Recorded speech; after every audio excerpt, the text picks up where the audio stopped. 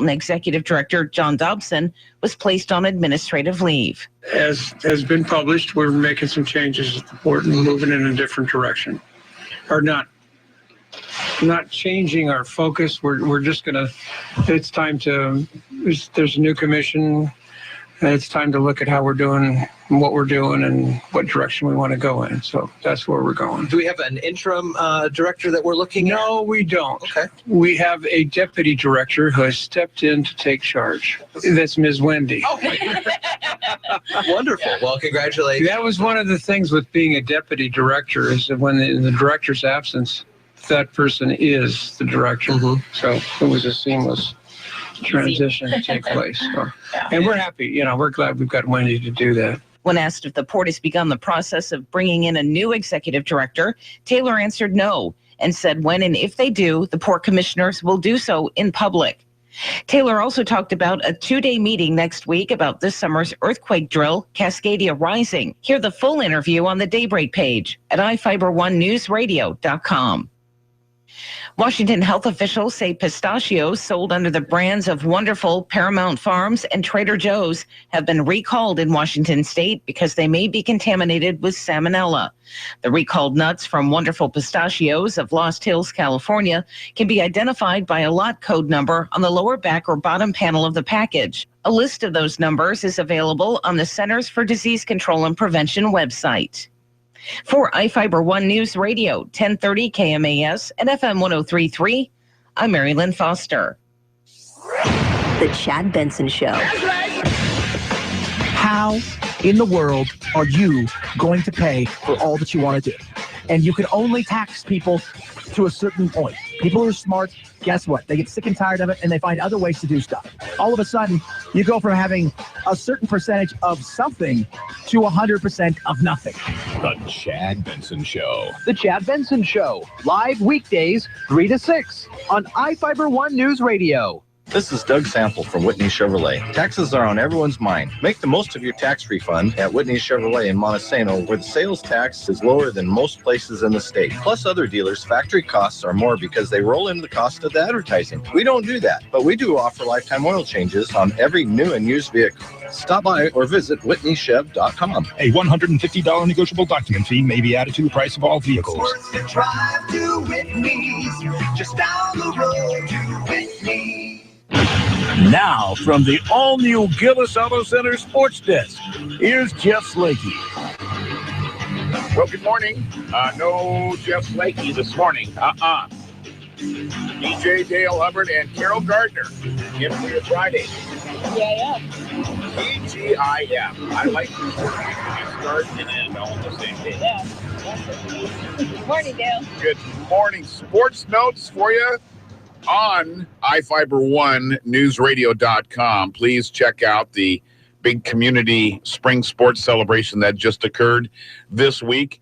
A lot of high school athletes and student athletes, we should probably call them, and their coaches all assembling up at the campus in the mini dome. Our sports director, Sean Wells, was there. And there's a great video piece on the website for you to check out. So you can scurry on over there and do that.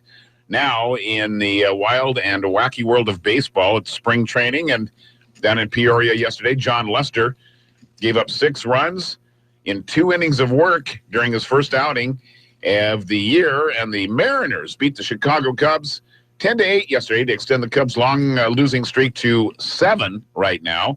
Beginning his second season in Chicago, Lester gave up hits to 4 of his first 5 batters that he faced and needed 50 pitches to get 6 outs. Just 2 innings of work. Didn't look too sharp at all. 3 earned runs, 7 hits, and also committed one of the Cubs' 3 errors. They weren't helping him either. So, tough outing for the Cubs. That's just too bad. Now, that is the prediction of Jeff Slakey. Cubs and the Mariners in the World Series. Oh, seriously? Yeah. Huh. Yeah. That's what Jeff would like to see. I like one of the halves. Yeah, absolutely. We will have Mariners spring baseball for you this weekend. Stay tuned for that. And Seahawks got a couple of good ones they've kept during the free agency frenzy that's going on this week, started on Wednesday. So we're focusing on holding on to some of our free agents. Wide receiver Jermaine Kearse signed a 3-year deal, and it was up in the air heading into the week, and people were nervous about whether or not Jermaine Kearse would stay with the Seahawks. He is really quite the receiver, a Husky alum, and he's only dropped 8 passes in 2 seasons or something ridiculous like that. It's just amazing. So he stays as a Seahawk. That's good. Good deal. Also, Seattle brought back previous deals with defensive tackle iFIBER Rubin and cornerback Jeremy Lane, which was another big piece of the puzzle that we wanted to make sure stuck around. So a couple of good signings just to retain some players on the Seahawk roster.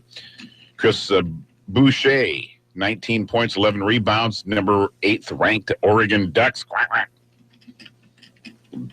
Withstood a big late flurry by the Huskies and prevail 83-77. Pac-12 tournament going on this week, quarterfinals yesterday.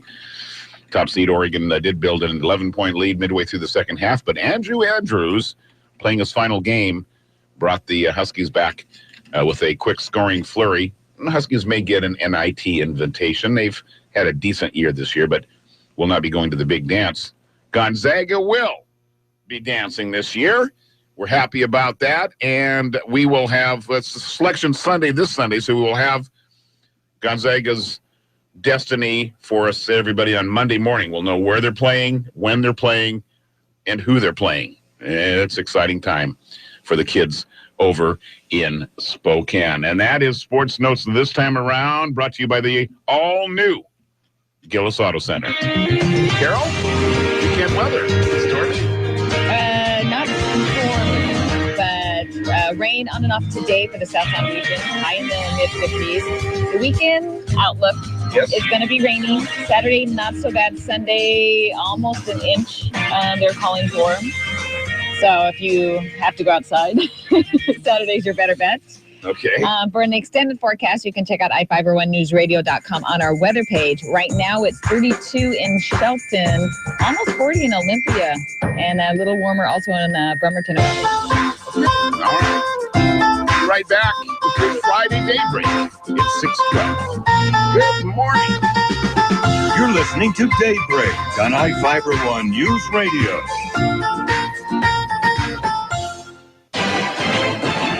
I'm Ari Wolf with the NFL Network Now on the Westwood One Radio Network. NFL media columnist Michael Silver reported Thursday that 49ers QB Colin Kaepernick is John Elway's primary target to replace Peyton Manning and Brock Osweiler as quarterback, and the 49ers are open to a potential trade. Elway's former quarterback, Brock Osweiler, met with the Houston media for the first time since signing his 4-year, $72 million contract. Osweiler said it was, quote, the most difficult decision of his life to leave Denver, and believes strongly that the Texans give him the best opportunity to be successful. Speaking of Denver, NFL Network insider Ian Rappaport reported Thursday that Broncos running back C.J. Anderson, a restricted free agent, has signed an offer sheet with the Dolphins worth $18 million over 4 years, according to a source. That leaves the Broncos with 5 days beginning Thursday to match the contract. This has been NFL Network Now on the Westwood One Radio Network. Geico applauds your inner happy camper. A merit badge of awesomeness goes out to the part of you that wants to put the recreation in recreational vehicle. The part of you that packs up everything and everybody in the RV and says, let's get this show on the road. Because Geico has specialized agents who help save money on more than just car insurance. Geico will insure that entire RV, so you can get the s'more making, poison ivy dodging, same song singing, ghost storytelling, campfire building, best time you ever had with your family show on the road. Geico for your RV. See how much you could save. Platinum is a word reserved for premium products, hence why you've never seen platinum corn dogs or platinum toothpicks. So you know Pennzoil Platinum is the good stuff. And now Napa's got Pennzoil Platinum full synthetic oil for just $5.29 a quart. Plus, buy 12 quarts, you get $2 per quart back by mail. For just $5.29 a quart, you'll get premium oil for a corn dog price. That's Napa know-how. General states pricing. Sales prices do not include applicable state, local taxes, or recycling fees. Offer expires 3/31/16. iFIBER One News Radio, 1030 KMAS and FM 103.3 presents Daybreak.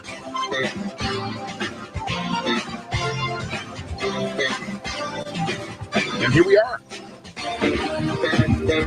Right out in Bushy Tail. Well, we're here. We're Bushy Tail. Yeah. I don't know how bright my eyes I are know. right now, but it sure is nice to be back. It's fun to be on the air. It's more fun to be on the air when you only have to do it once in a while. You don't have to get up so early. What's that about? Not so early so often, but this morning was brutal. Now, so folks in the Lake Cushman area, there was a planned power outage, and by golly, right according to plan, midnight, whoop, no power. 4:30 this morning to get up, no power. Had my little phone alarm going. Mm-hmm. So by candlelight, I brushed my teeth and drug a brush through my hair. Mind you, the old days. Oh, man. And so I apologize for our video viewer, singular. But I'm just left over from whatever happened last night. So that's just the way it is. Fortunately, we have a lot of guests coming in. The governor candidate Bill Bryant is going to be calling us. I was a little concerned about my appearance and didn't want to scare him and never come back to Mason County, but he's going to call in. He's not going to be here in person. Right. That'll be in about an hour. And we have the SAD Club going to take over the movie theater. So we're very excited about talking with Jerry Apple and Rachel. They'll be in a little later on today. And Dr. Alex does his Friday visit. And riveting radio real estate with Don Pinnell to wrap things up. We're going to be busy. We're going to be so busy. The camera won't even be on you that much. Good. All the better. Yeah. I'll just be the voice today and not the show. That sounds good. All right. So what else is going on? Oh, well, we Sunday is spring forward on Sunday. Everybody, yep. Don't forget to set your clocks forward before you go to bed on Sunday. And then I just wanted to mention a couple of traffic accidents that happened yesterday that we heard about. One was yesterday morning, about 4 miles north of Hoodsport. A tree had fallen in the middle of the road, and so somebody was driving down there and hit the tree. And he was George. George was. So he was transported to Mason General. He was injured. I haven't heard any other information on how bad the injuries were or not. This information is on our the Mason County Sheriff's Twitter feed. You can see a couple of pictures. The cars, it's pretty interesting, the cars on that one. And then about 3 o'clock yesterday, 3 vehicles were involved in a collision near Deer Creek, 5 miles north of Shelton. Yes, we heard about that. Toyota pickup was going southbound, swerved into the lane. The school bus was going northbound. Yeah. Oops. Swerved to avoid the first vehicle. Pickup. Yeah. So the school bus was struck on the side by the Toyota. The Toyota kept going, hit another vehicle. There were 13 students on the school bus who were uninjured. Thankfully. Yes. Yeah. The road was blocked for a couple hours, and the cause is under investigation. The driver of the pickup was transferred to the Mason General. School bus driver not injured. The other third vehicle, he was transported to Mason General as well. Yeah, so we'll try to find out the results of all that. But yeah, so some wild and woolly action on the highways as of yesterday afternoon. Yep. There are headlines aplenty, and the legislative session bucked the odds and said, you know what, we will go into an extra session. Yeah. Even though it's election year. They could not agree. Yeah. For 8 weeks, they had to get the budget figured out, and no. I know. It's very discouraging for us. It is. So Sheldon predicted it. Yep. When we talked to him a couple of weeks ago. McEwen was on the fence saying that he hoped they wouldn't, but possibly would. And Griffey is like, no, there's no way we're going to do it. Yeah, well, rookie. So he's like, you want to get out of there. Being optimistic. Yeah, he was being very optimistic, and it's great. Unfortunately, it didn't get done, and so there optimism didn't carry. So we will be in another session, I guess, on as soon as Monday. I'm not sure exactly when the governor called for the special session to resume again, but they have to get that done, and there's really no reason not to. So they will be watching to see how that plays out, and we'll ask the gubernatorial candidate what his thoughts are on that whole thing. I'm sure he's got an opinion. He probably does on how. I'm just guessing. Hopefully, on how you would work it if you were head of everybody. Well, yeah. So, lots of headlines around the Northwest to get to as we have just been discussing the 60-day legislative session adjourned. No supplemental budget passed, so the governor called for a special session. Within a half an hour, they gavelled back in for their special. So they're already back into it. 37 Senate bills waiting for signature. He vetoed 27 and signed 10 into law. So that's how the day ended yesterday. I suspect they'll be back Monday then, or today. They'll be back today. Yeah. I keep thinking today is like the weekend already. I understand what you're saying. All right. Elsewhere around, Hagen stores. They say they're going to close 4 stores in Oregon and Washington. They'd hope to sell or keep going. According to the Oregonian, 263 people will be laid off as the bankrupt grocer shutters stores in Burien and Federal Way. And that's in Washington. In Oregon, they're going to close the Hagens in Happy Valley, not so happy now, and West Lynn, Oregon. Their union said this week the government regulators have approved a potential deal for Albertsons to buy the remaining Hagen stores. Yeah, That's just crazy. Yeah, because Albertsons is like the monopoly owner of like Safeways, and they own a lot. Yeah, and so we're just it's like one grocer to go to. And that's not good. No, you need a variety. You do. Yep. So see how that plays out, but not good news, certainly, of course, for Hagen employees either. Seattle Mayor Ed Murray has signed an executive order aimed at making public spaces safer for transgender and gender diverse people, saying yesterday that frontline city staff, from those at the Seattle Public Library to Parks and Rec, will be trained in the ordinances and laws that protect the rights of transgender people and protect them from harassment and violence. And more in local news. Some tax rate increases are going to be starting on April 1st. And most of the tax increases will help pay for transportation services in newly established transportation benefit districts. Tacoma shoppers will pay 0.1% more in sales tax to a rate of 9.6. And then we have that new transportation benefit district in Shelton. Yes. So it's going to be 0.2% higher in sales tax. So bringing the rate of 8.8%. That's also going to happen in Centralia, moving that sales tax to about 8.2%. Enumclaw also is going to be happening. So that's going to start on April 1st. April Fool's Day. April Fool's Day is no joke. 622 and more. Daybreak is on the way with Dale in for Jeff. I'm not kidding. We passed each other in Snoqualmie Pass yesterday. Oh, we figured you would wave and Jeff would do something else. Jeff saw me. Yeah, I know. I heard about that. 623. We'll be right back. You're listening to Daybreak on iFIBER ONE Newsradio. Say, what's for lunch? Breakfast. No, what's for lunch? Oh, yeah, breakfast. Breakfast for lunch? Yep. Then what's for dinner? Breakfast is. I thought you said breakfast was for lunch. Oh, I totally did. But now you're saying breakfast is for dinner. Oh, yeah. So, wait, is lunch for breakfast? No, breakfast is for breakfast. With McDonald's all-day breakfast menu, which includes the Egg McMuffin, hotcakes, and hash browns, anytime is delicious breakfast time. Man, I'm heading to McDonald's. Have a good afternoon. Don't you mean good morning? I do now.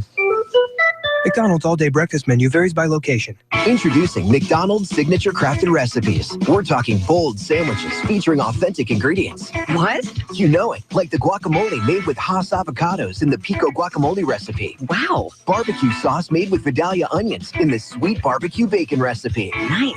And bacon with maple seasoning in the maple bacon Dijon recipe. Amazing. Try them on chicken or beef. I want to try them all. It's a new way to enjoy McDonald's. Create your signature crafted sandwich today at participating McDonald's. Need a ride? Call 426-8294. Mason County Taxi, 426-8294. Anytime, anywhere. Call when you need a quick, affordable ride. 426-TAXI, 426-8294.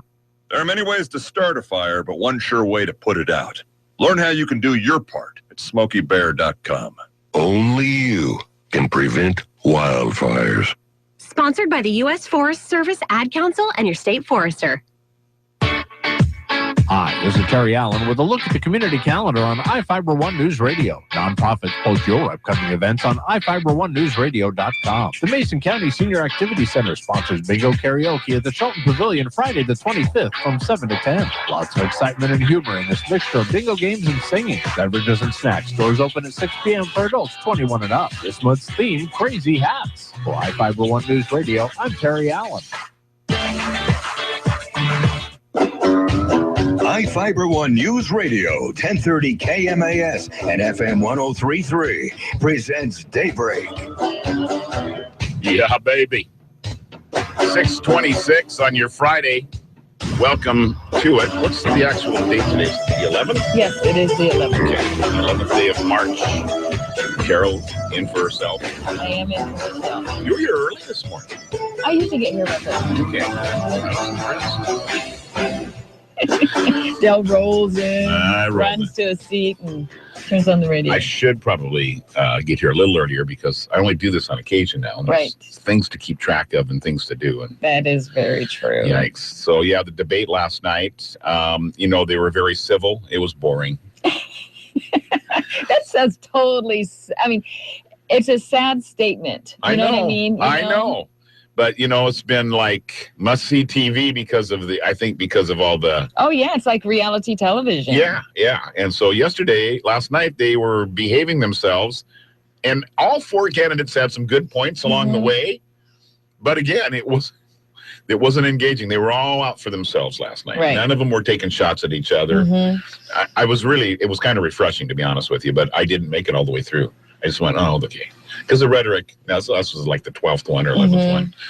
It's all pretty much the same. Same old. So, but I was actually appreciative that they weren't doing the catty stuff. Right. So let's move on. Let's get to the meat and potatoes of what people want to know. And I still think it's the outsiders kind of mentality that the voters just want somebody that's not in politics. I think that's why Bernie's doing But so they well. want that every time is what...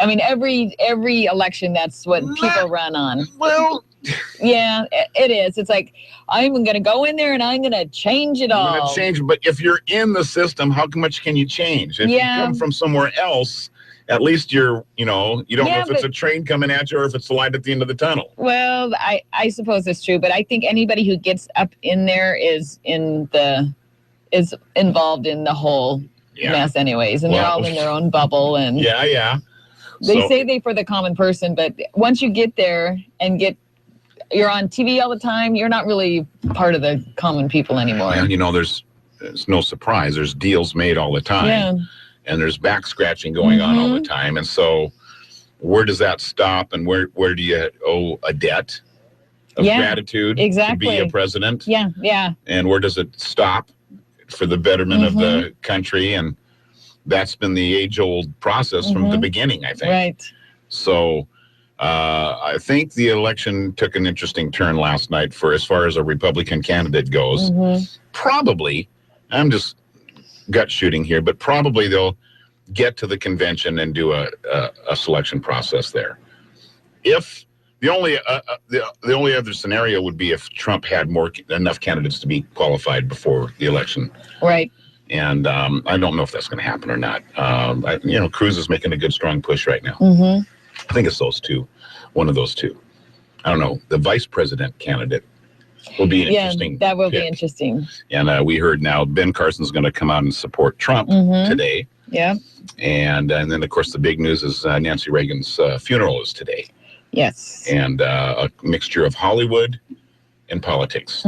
Yeah, they met when they were both in Hollywood. Yes. Before they were even looking I think they were to married the in political 1949 or something like that. 47, 49, 19. My goodness gracious. I heard some sort of a story that she met him because she wanted to go over her lines or she wanted to go over something with him. She wasn't very happy with how it worked out. And he was like the producer or something. I could be getting the story wrong, but he was probably the lead actor. Yeah.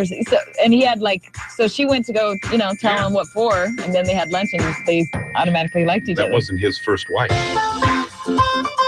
Nancy was the love. Yes. No doubt about it. That is very true. All right, it is 6:30. Marilyn Foster has the news next. You're listening to Daybreak on iFIBER One News Radio. Local news is brought to you by Shelton Health and Rehabilitation Center. Find them online at sheltonhealthandrehab.com. From the iFIBER ONE News Radio studios, I'm Mary Lynn Foster. Wind gusts of up to 46 miles per hour were recorded at Sanderson Field in the storm system that brought power outages to Mason County Wednesday night into yesterday. Trees getting blown over were a problem, like in the reported outage where PUD3 crews found a large fir tree had fallen into the 115,000-volt transmission lines that carry electricity from the Mount View substation to the Mason substation in downtown Shelton. Once the tree was cleared, restoring electricity came pretty quickly as power was restored to all customers, including local schools, at 6 a.m. in that outage. State lawmakers didn't make a deadline, and the governor made good on a threat. The legislative session is ended without lawmakers coming to an agreement on a 2016 supplemental budget. The governor's office immediately called for a special session to convene. Governor Inslee had also threatened to veto legislation approved by the legislature if they missed the deadline, and he did so on 27 bills. During Port of Call this week on Daybreak, Deputy Director Wendy Smith and Chairman Dick Taylor touched on the recent announcement that Port of Shelton Executive Director John Dobson was placed on administrative leave. As has been published, we're making some changes at the port and moving in a different direction.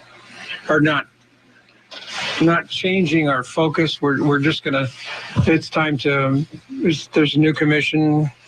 It's time to look at how we're doing and what we're doing and what direction we want to go in. So that's where we're going. Do we have an interim director that we're looking at? No, we don't. Okay. We have a deputy director who has stepped in to take charge.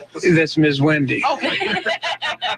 Wonderful. Well, congratulations. That was one of the things with being a deputy director is that when in the director's absence, that person is the director. Mm-hmm. So it was a seamless transition to take place. So, and we're happy, we're glad we've got Wendy to do that. When asked if the port has begun the process of bringing in a new executive director, Taylor answered no and said when and if they do, the port commissioners will do so in public. Taylor also talked about a 2-day meeting next week about this summer's earthquake drill, Cascadia Rising. Hear the full interview on the Daybreak page at iFIBER1newsradio.com. Washington health officials say pistachios sold under the brands of Wonderful, Paramount Farms, and Trader Joe's have been recalled in Washington state because they may be contaminated with salmonella. The recalled nuts from Wonderful Pistachios of Lost Hills, California, can be identified by a lot code number on the lower back or bottom panel of the package. A list of those numbers is available on the Centers for Disease Control and Prevention website. For iFIBER ONE News Radio, 1030 KMAS and FM 103.3, I'm Mary Lynn Foster. Here's a way for you to green up that heating bill of yours. That is, save energy and save greenbacks. Go to archmechanical.com, learn about heat pumps and zone heating. We're talking about heating and cooling equipment and systems designed to heat or cool your home. Listen, if you don't use all the rooms in your home, why heat or cool them? Check out archmechanical.com and learn more. And green up, archmechanical.com. Conference Championship Week continues. Hi, everybody. Todd Ant reporting on sports. And while there were no automatic bids on the line last night, Illinois pulled off the upset of the day. The Illini scored 11 straight points in a 98-second span to tie the score, and Malcolm Hill sealed the deal. Here is Nunn looking for Hill with a catch. Down to Morgan, who's free, and the Illini have won it. They have knocked off Iowa. On Lear Field, and Illinois stuns number 20 Iowa 68-66 in the second round of the Big Ten tournament. In the ACC tournament, Notre Dame continues to dominate number 19 Duke with an 84-79 win over the Blue Devils in the ACC quarterfinals. Irish coach Mike Bray says maybe we caught him at the right time. I do think Duke's a little tired. We benefited from a day's rest. It kind of hit them the last 8 minutes. The Fighting Irish have won 5 of the last 6 meetings against Duke. Notre Dame faces North Carolina in the ACC semifinals. NBA, the Spurs enjoying the home cooking this season, winning their 31st straight game in San Antonio. Back to Kawhi straight away, fakes a three, he'll drive it inside, all the way in, lay it up, and good. Kawhi Leonard with the basket. On WOAI, Spurs tamed the Bulls 109-101. Leonard had 29 points. The Spurs have their best start after 65 games at 55-10. LeBron James and Kobe Bryant squared off for the last time, but it was more symbolic since, as Kobe pointed out, they never never really established a rivalry since they never met in the playoffs. Bryant scored 26 points to LeBron's 24, but the Cavaliers won the war. Weak side rebound grab by Thompson. He'll find the cutter in LeBron, and LeBron crushes it home. On WTAM, the Cavaliers win in Los Angeles 120-108. In South Florida, there's one old-timer that's not driving 5 miles an hour on Federal Highway. Kocek is in, sets up Yager. He scores on time. 2 tonight for the great Yager. On Panthers TV network, Florida's 6, Senators 2. Yager becomes the 5th player in NHL history to have at least 50 points in 20 NHL seasons. Carolina beat Boston 3-2 in overtime. It was Montreal edging Buffalo 3-2, and the Devils beat the Sharks in San Jose 3-0. Todd Ant, ABC Sports. The calendar has moved to March. Weather is starting to get better. Days are getting longer. March 20th, the first day of spring. And with spring, attention turns to America's pastime, baseball. Seattle Mariners baseball. iFIBER One News Radio is your home for Seattle Mariners baseball all season long. You can listen on AM 1030 or FM 1033. The South Sound home for Mariners baseball this season is iFIBER One News Radio, AM 1030 and FM 1033. Now, from the all-new Gillis Auto Center Sports Desk, here's Jeff Slakey. Wrong. It's Dale Hubbard for Jeff Slakey, and a very good Friday morning, 6:36. In sports notes, John Lester gave up 6 runs in 2 innings of work in his first outing of the year. The Mariners beat up John Lester and the Chicago Cubbies 10-8 yesterday to extend the Cubs' losing streak to 7 games. Second season in Chicago for Lester, who was here as a Seattle Mariner, but we traded him to the Cubbies, and he gave up 4 hits to the first. In fact, he gave up 4 hits to the first 5 batters he faced. He needed 50 pitches just to get out of 2 innings of work, just to get 6 outs. So the coach wasn't going to pull him until he got out of his own jams. And so a good start for Seattle, and they held on for the win. Seattle's playing some pretty good baseball right now. And, of course, it's all get acquainted time for everybody. A lot of new faces, new coaching staff, managers, all that sort of thing. So it'll be fun. We do have Mariner baseball for you coming up this Sunday. Seahawks continue to focus on retaining their own free agents and agreed to terms with wide receiver Jermaine Kearse. They reached a 3-year agreement late last night, and he becomes the 3rd player that Seattle's brought back this week. Previously, Seattle agreed to deals with defensive tackle Tyler Rubin and cornerback Jeremy Lane. Thankfully, we keep Lane. There was talk of him maybe testing the free agency waters as well, but decided to stay close to home. And the Huskies made a late flurry and made a game of it, but number 8th ranked Oregon, the Ducks prevail 83-77 quarterfinal Pac-12 tournament action going on in Las Vegas this week. And Sunday is Selection Sunday, and that means all the teams that qualify for the NCAA Big Dance will be announced, the schedules and the regions.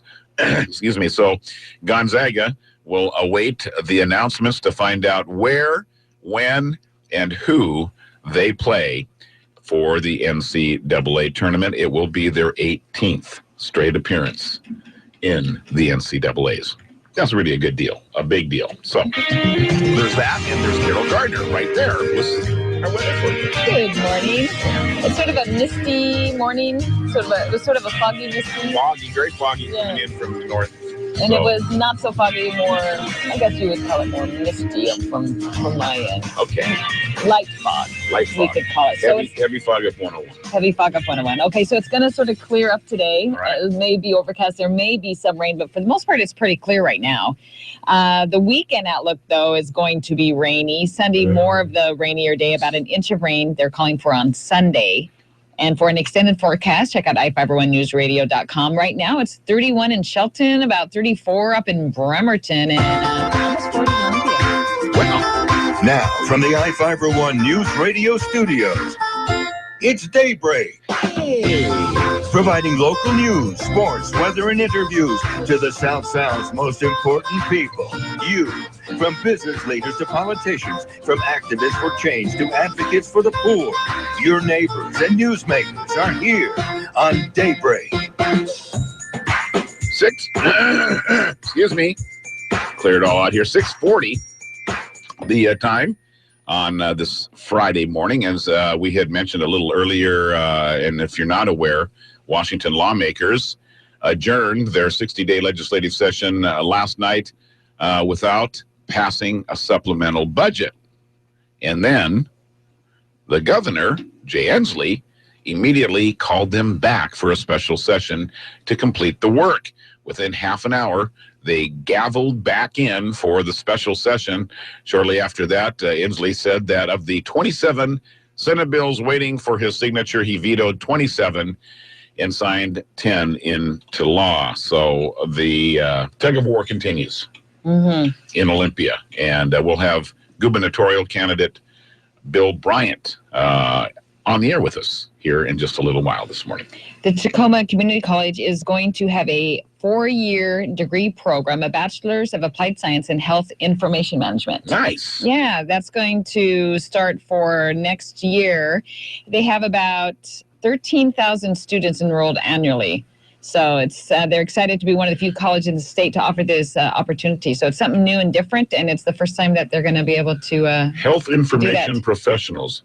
Is that somebody to get a 4-year degree to be able to make some kind of understanding of all the healthcare benefits that people have? And yeah, so it's sort of like a technology program, and then also, so it's technology in the health field, I believe. Nice. Yeah. 4-year degree at Tacoma CC. Yeah. Nice. That's a good deal. Very good deal. All right.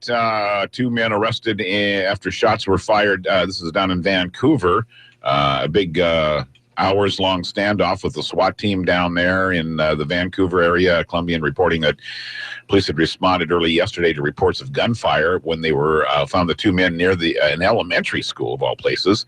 And one of the suspects shot at them, and then it was on. So crazy behavior going on down there. We had quite an accident on Highway 3 out near Pickering. Yesterday afternoon at about 3 o'clock. School bus, a truck, and a regular car all involved in that one. 3 vehicles. No serious injuries, but a couple of people were taken to Mason General for observations. Right, and we have that information on our website. We have a Twitter feed that you can follow. The Mason County, we have their feed that comes onto our page. Yeah, so you can check right on the front page.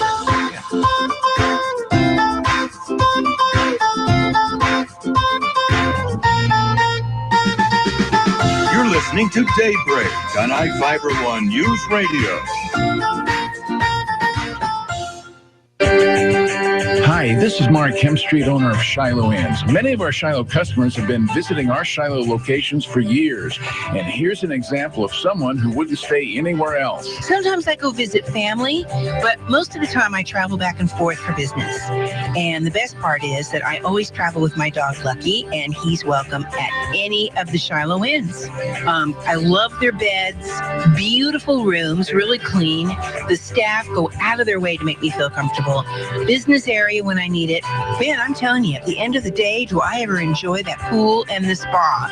Plus, free breakfast. I love Shiloh Inns. It's everything I need. We invite all of you to try Shiloh Inns the next time you're traveling for business or pleasure.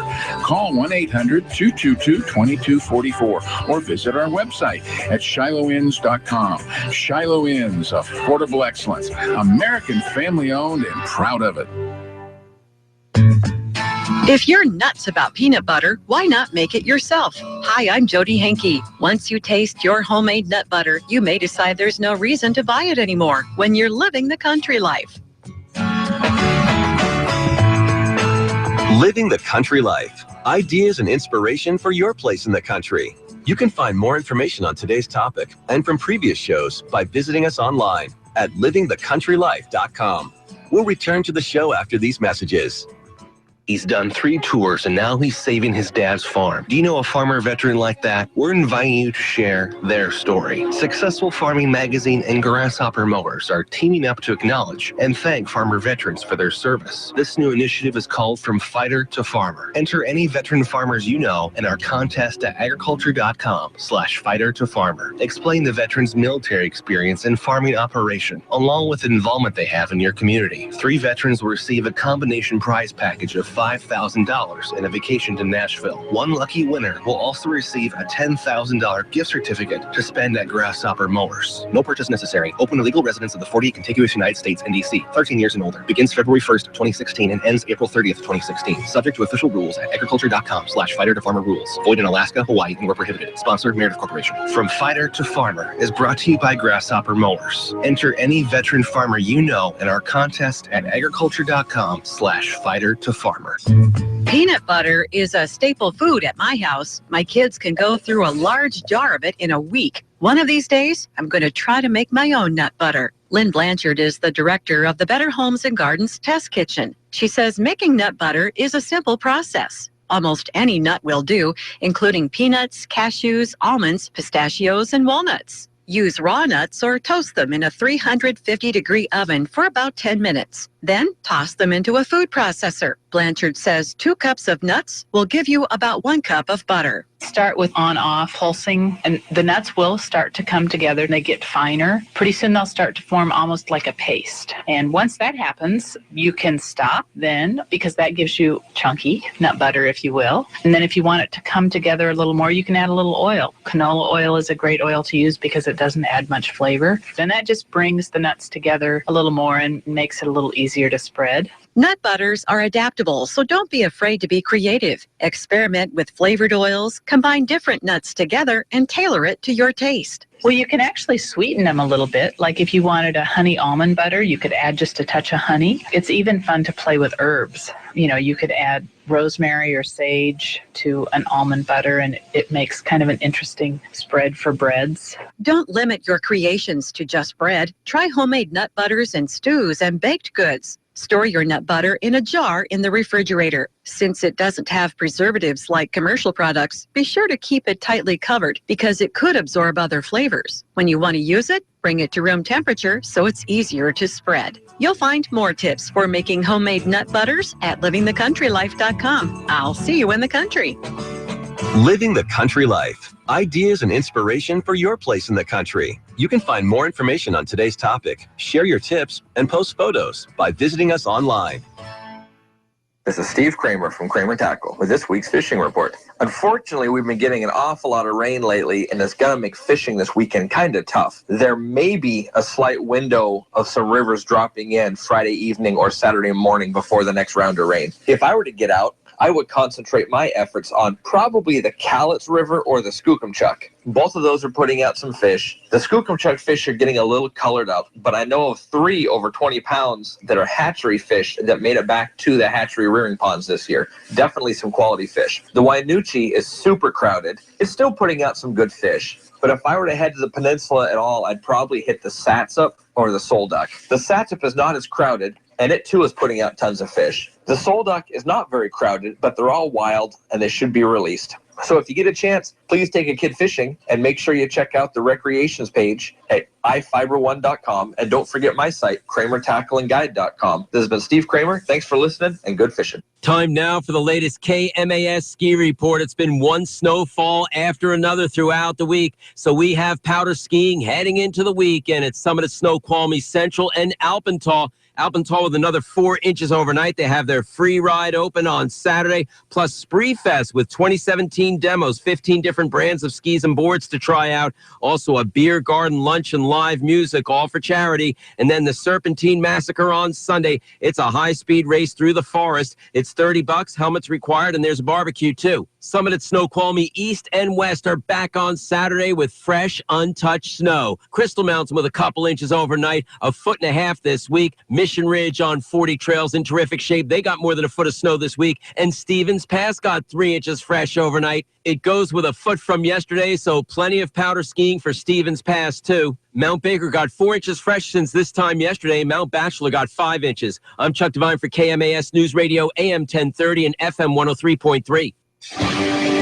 iFIBER One News Radio, 1030 KMAS and FM 103.3 presents Daybreak.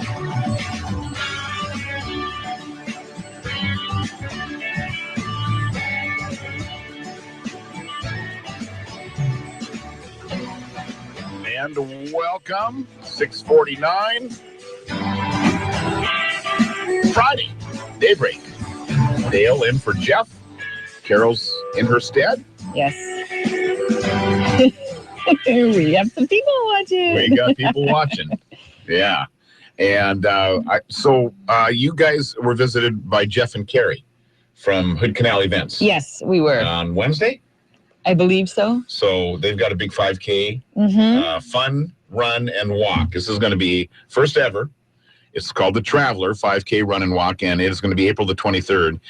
It's going to be a lot of fun. I don't know if they mentioned, but I'm going to be the host. Really? I'll be emceeing the entire event, including the warm-up session, which you got to get there early for the warm-ups. I'm going to do my calisthenics warm-up. Jack LaLanne. I hope it's videotaped. Richard Simmons kind of a deal. So I expect Richard Simmons shorts also. They want me to wear stuff like that with high socks. Oh my goodness gracious! Jeff's daughter is going to be the real person to lead. And you're just going to be the figurehead. I'm going to be the goofball up there trying to follow along. She's Getting like the crowd 9 years excited. old, she'll probably just smoke me on that. Yeah.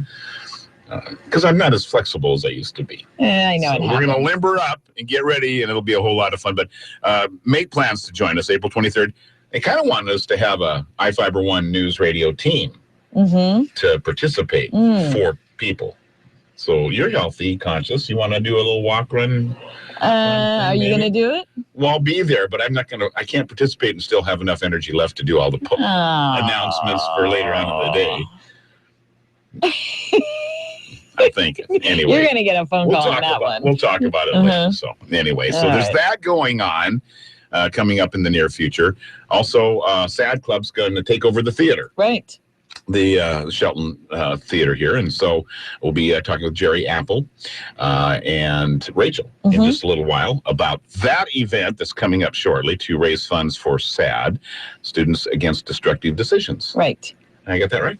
Yeah. I believe so. And so that's exciting. And then announced early, a long time ago, his intention to run for governor. And that'll be in the upcoming election. His name's Bill Bryant. We haven't had him on the air before, so he's going to give us a call in the next hour. And we're going to chat with him about his plans for the state, should he be fortunate enough to be elected governor. Yes. What else do we have going? We will have Dawn Pinnell on at the end of the hour, or end of the show area, about 8:45. She does the Riveting Real Estate program. Riveting Radio Real Estate, and that's always a lot of fun and good information. Yes. I noticed that you guys have been quite engaged in the process of how to sell and buy a home and all that sort of stuff. So that's exciting. Dr. Alex Apostle comes in on Fridays and updates us on school matters, and they had the big Community Pride Night this week. Right. So we'll talk a little bit about that. Yep, and on our website, under our sports area, our sports director, Sean Wells, was there, and so he was able to interview a couple people, and he was there to see what happened at the event. Something special happened there. So you can take a look at the video and check that out. Yeah, very cool. So all those sorts of things going on here as we head into the weekend. The Mariners are playing some pretty good baseball. We'll have a game for you on Sunday. More spring training from Arizona, where the sun is always shining. It is. My contemporaries now always like to write to me on emails and tell me, yeah, it's 86 today, or it's 83, and I thought you were going to go down for spring training this year. well, I was going to, but then now we're iFIBER ONE, so it changed. Work got in the way. Last year we weren't, and I was planning on going back, and so so I'm making hard plans though for next year, and maybe with my son and my daughter, and sneaking down there for a few days for spring training. It's always fun. Everybody, whoever goes down there, just always say they have the best time. It is, and the 2 times that I've gone were absolute blasts. They were just, I mean, what you just get up and guess I'll go to the ball game. You know, and it's like Jimmy Buffett plays between the innings. It's just laid back and casual, and the game goes a little bit faster than a regular season game, and it's just a whole different kind of a mood there because it's Arizona is laid back and people are just kind of just enjoying the time. And it's not, I mean, it is an important time for the teams, but at the same time, not for the fans. Right. I mean, you just get to go and you get to see them doing their warm-ups, basically. Yeah. And then nightlife is crazy, off the charts because there's so many people in town. Right. So you go in virtually anywhere, a restaurant or a bar or poolside, or usually a lot of social areas in these motels that they've got now. And there's always these happy hours going on, and people, and you see celebrities at the pools. Huh. My last 2 times I've seen like professional basketball players and stuff walking around the pools, and it's pretty cool. Yeah. You know, and they're just like regular people. You know, so. They put their pants on one leg at a time. Exactly. So anyway, always a lot of fun. I recommend it highly. I don't go often enough, but I don't want to make it a regular thing because I don't want it to lose its luster. Oh, really? Yeah. That's what you're telling That's yourself? one reason why I don't go every year. Yeah. Keep telling yourself that. I'm sticking with that. What's this Dirty Dozen thing here? Well, actually, we have gotten a few phone calls over the past month or so about citizens to let us know that the scammers are out and about and they are disguising themselves as IRS people. 'Tis the season. 'Tis the season. So they'll call you and they'll tell you that you owe all this money and the police are going to be on their way if you don't pay up and give your social security number or credit card number, et cetera, et cetera. For one thing, the IRS never calls you like that. Right. They're just trying to scare. Yeah, they're just trying to scare people. So just if you do get a phone call like that and you're like, well, I do owe money to the IRS, just tell the person, okay, fine, thanks. Hang up the phone. And then you call the IRS, the legit number, whatever it is, 1-800-IRS, or you go to the website, contact your local agent if you have one. Yeah.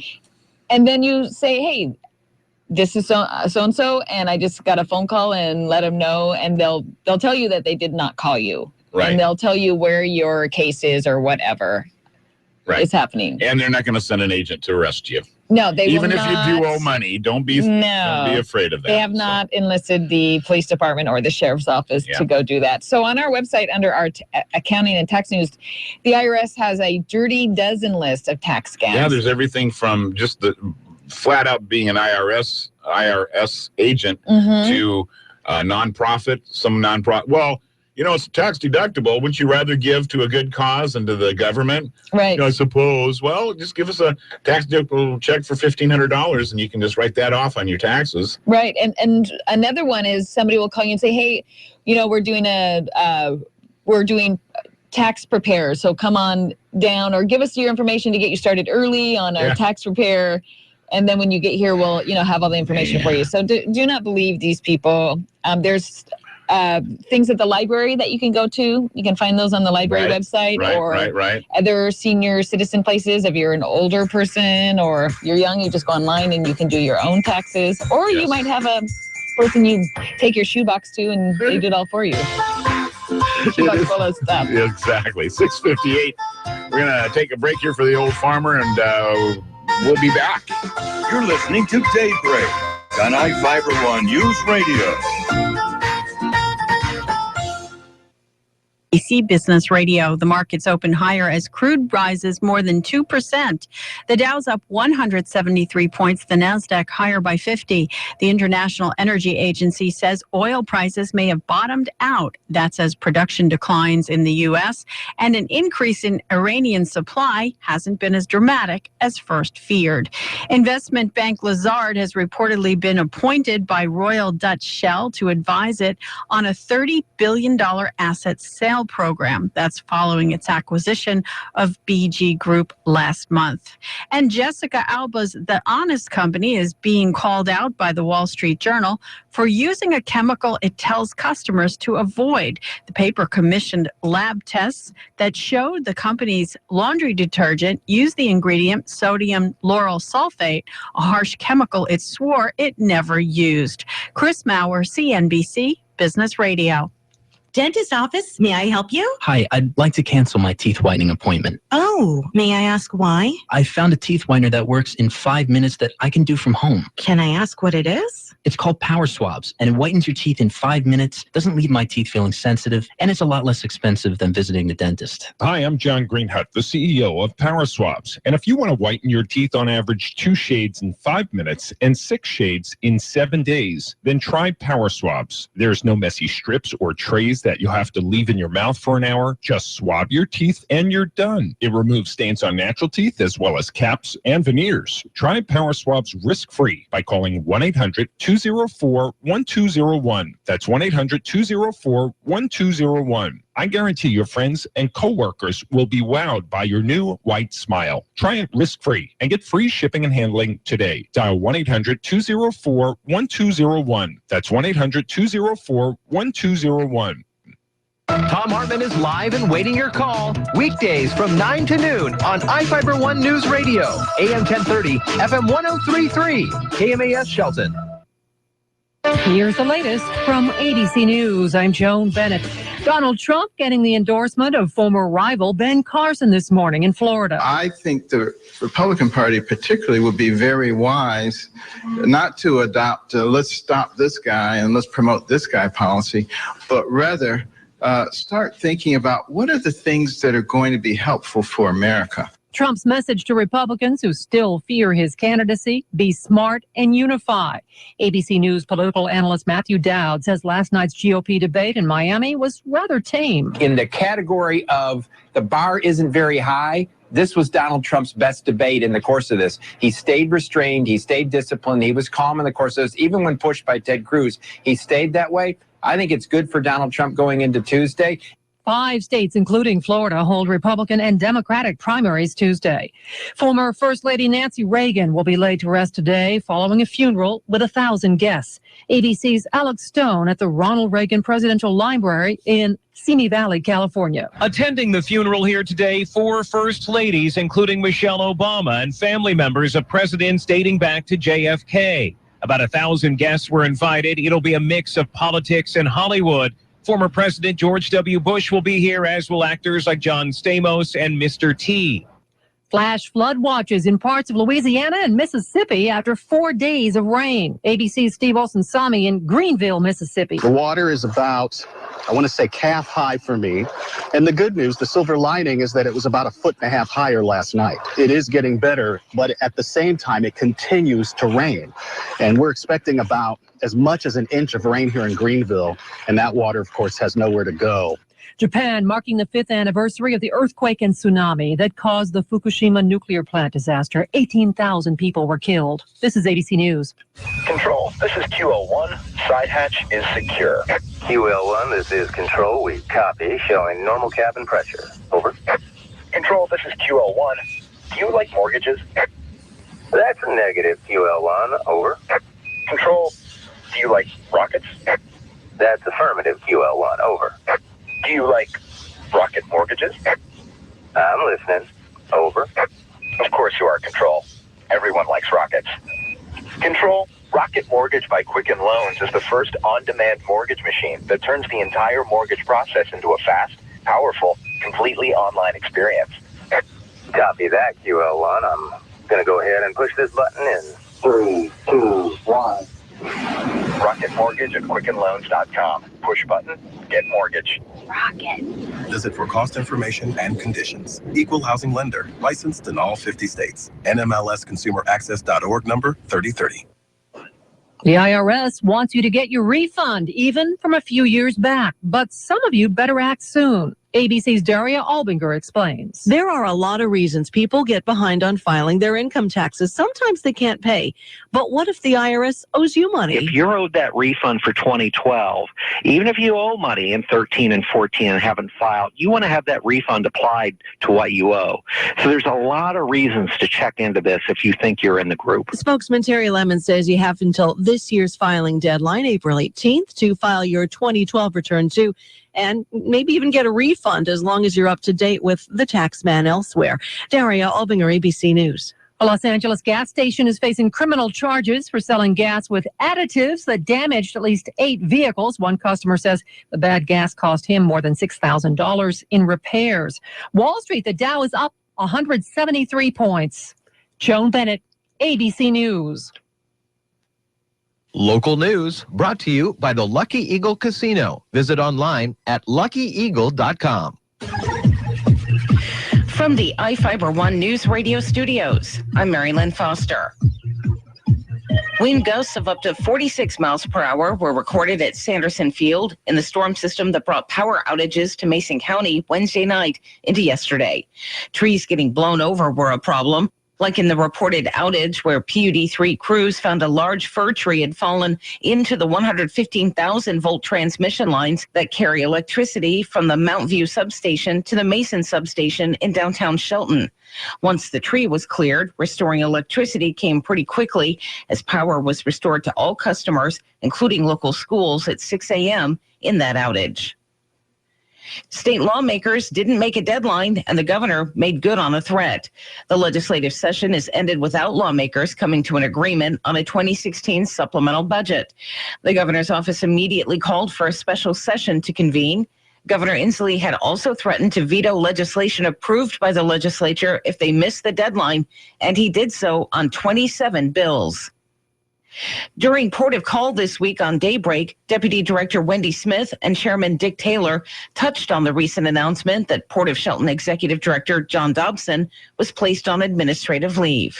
As has been published, we're making some changes at the port and moving in a different direction. Or not changing our focus. We're just going to, it's time to, there's a new commission. It's time to look at how we're doing and what we're doing and what direction we want to go in. So that's where we're going. Do we have an interim director that we're looking at? No, we don't. Okay. We have a deputy director who has stepped in to take charge. That's Ms. Wendy. Oh. Wonderful. Well, congratulations. That was one of the things with being a deputy director is that when in the director's absence, that person is the director. Mm-hmm. So it was a seamless transition to take place. So, and we're happy, we're glad we've got Wendy to do that. When asked if the port has begun the process of bringing in a new executive director, Taylor answered no and said when and if they do, the port commissioners will do so in public.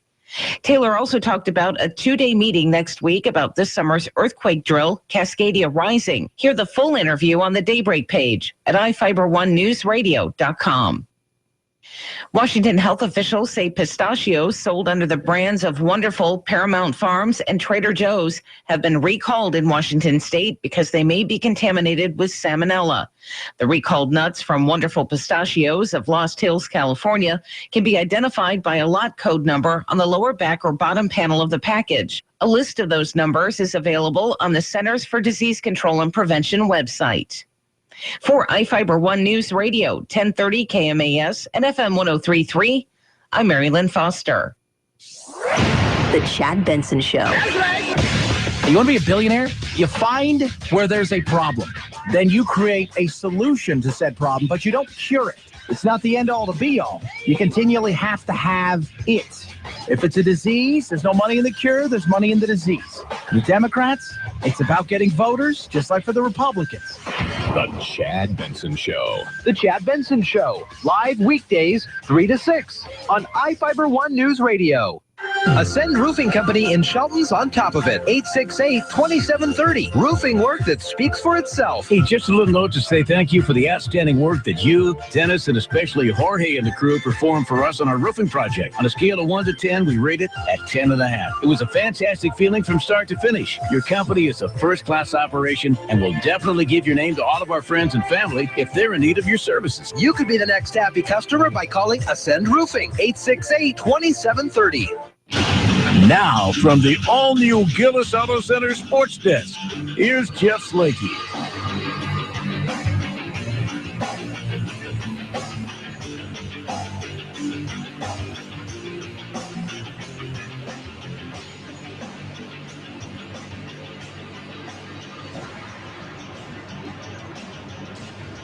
$7:08 sports notes for you. Well, Sunday is Selection Sunday. And fortunately for Gonzaga, they're going to participate again for a school record 18th year in a row, they make the big dance. That is just awesomeness. So we'll find out who they're playing, where they're playing, and when they're playing on Sunday, and we'll have that information for you guys online. And then Monday morning, we'll get all set for our broadcast of the first of what we hope would be about, 6 games to the championship? Something like that. I don't know.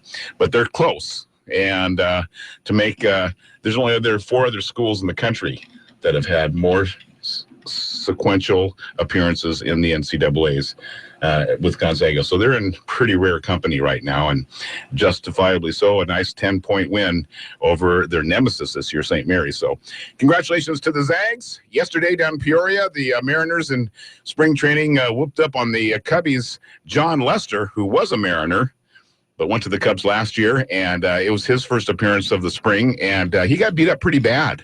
He gave up 6 runs in 2 innings, and took him 50 pitches to get out of to get those 6 outs, the first 6 outs of the game. So Seattle roughed them up pretty good.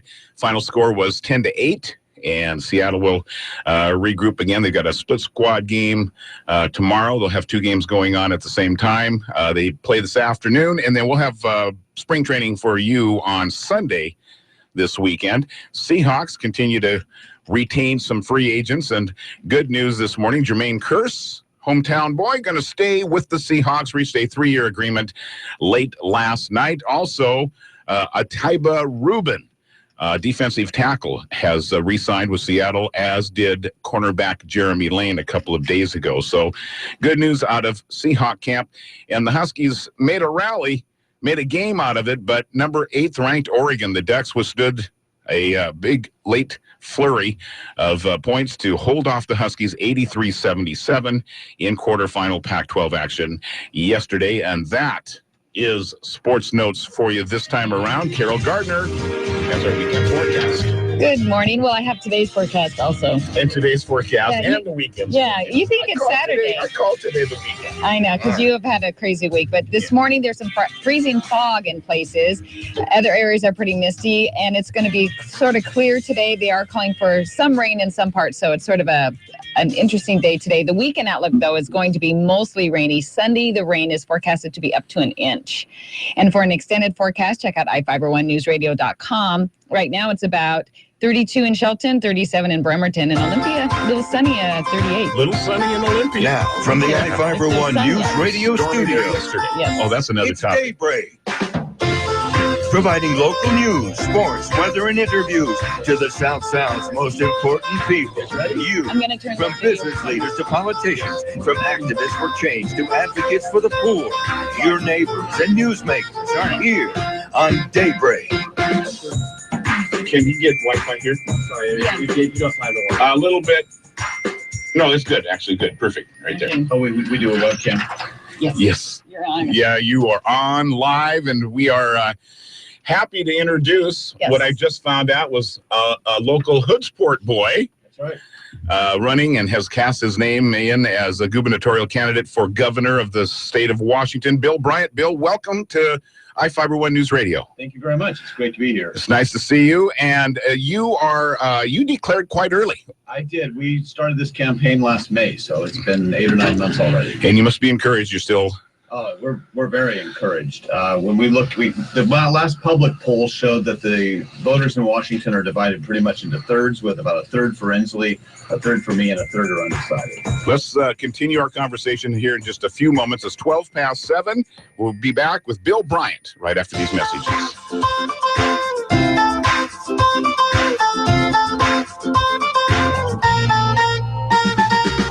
You're listening to Daybreak on iFIBER One News Radio.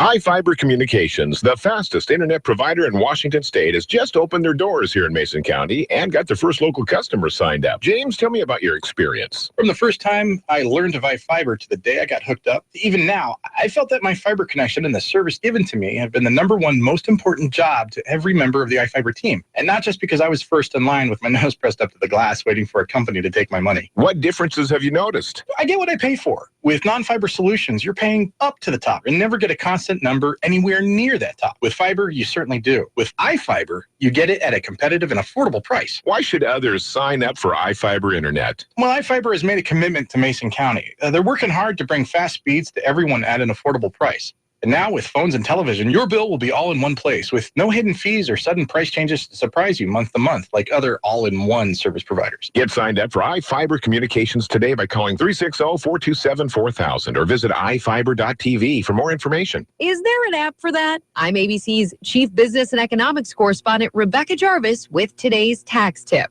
Advancing technology has been a driving force for tax returns. The IRS says more than 4 out of 5 taxpayers file electronically. TurboTax Vice President Bob Meehan says taxpayers make fewer mistakes today than they have in the past, and that's generally because of, digital software, online software. But who's got the best app? A competitive duopoly has been brewing between preparers TurboTax and H&R Block. Both have apps that offer full filing features for Android and iOS devices. You can track your refund, get answers to questions, and upload your documents with a simple camera click. H&R Block's Kathy Pickering explains. Say, for example, you get your W-2, you can take a picture of it on your phone, upload it to the MyBlock account, and then know that you've got it safe and sound. You don't need to worry about it. With today's tax tip, Rebecca Jarvis, ABC News. iFIBER One News Radio, 1030 KMAS and FM 103.3 presents Daybreak. All right, we welcome you back. It is 15 minutes past 7 here on Daybreak. It's the Friday edition, and we're with gubernatorial candidate for governor of the state of Washington, Bill Bryant. Again, welcome, Bill, to the show. Thank you. It's great to be here. Yeah, absolutely. And so give us a little reflection on what's happened yesterday, the extension of the special session on a year when it's typically just a slam dunk deal. And this should have been a slam dunk deal. Going into the legislative session, the legislators thought we had a surplus. And then within 10 days or so of arriving in Olympia, the governor had to announce that his office had made an error and they had underestimated the healthcare costs somewhere between $70 and $470 million. And suddenly the surplus disappeared. Mm-hmm. And so they had been trying to figure out how to dig out of a hole they didn't even know they had 2 months ago. And they still haven't done it. And the governor really hasn't helped them out at all. He has been not engaged for months. And then, of course, 3 days ago came to life and decided to threaten the legislators by vetoing bills if they didn't pass a budget. And last night, in what is just historically unprecedented as far as I'm aware, he vetoed dozens of bills out of spite. And I'll tell you, that is no way to run a government. Yeah, there was 27 bills and he vetoed 17 and passed 10 or some number like that. So extraordinary. It's extraordinary. And the idea that he's going to get the legislators to come together behind a solution by threatening them is just confusing to me and to a lot of legislators. What he needs to be doing is pulling these people together and helping them put together a budget that they can pass instead of just simply threatening them. But I think he's appearing rather desperate. And that may be because he just does not know how to move forward. As you pointed out, this is his 7th legislative session in 3.5 years. To put that in perspective, Governor Gregoire, in 8 years, during a time of recession, had 7 legislative sessions, special sessions. So he's going into his 7th in 3.5 years, and in a period of time where we've actually had budget surpluses.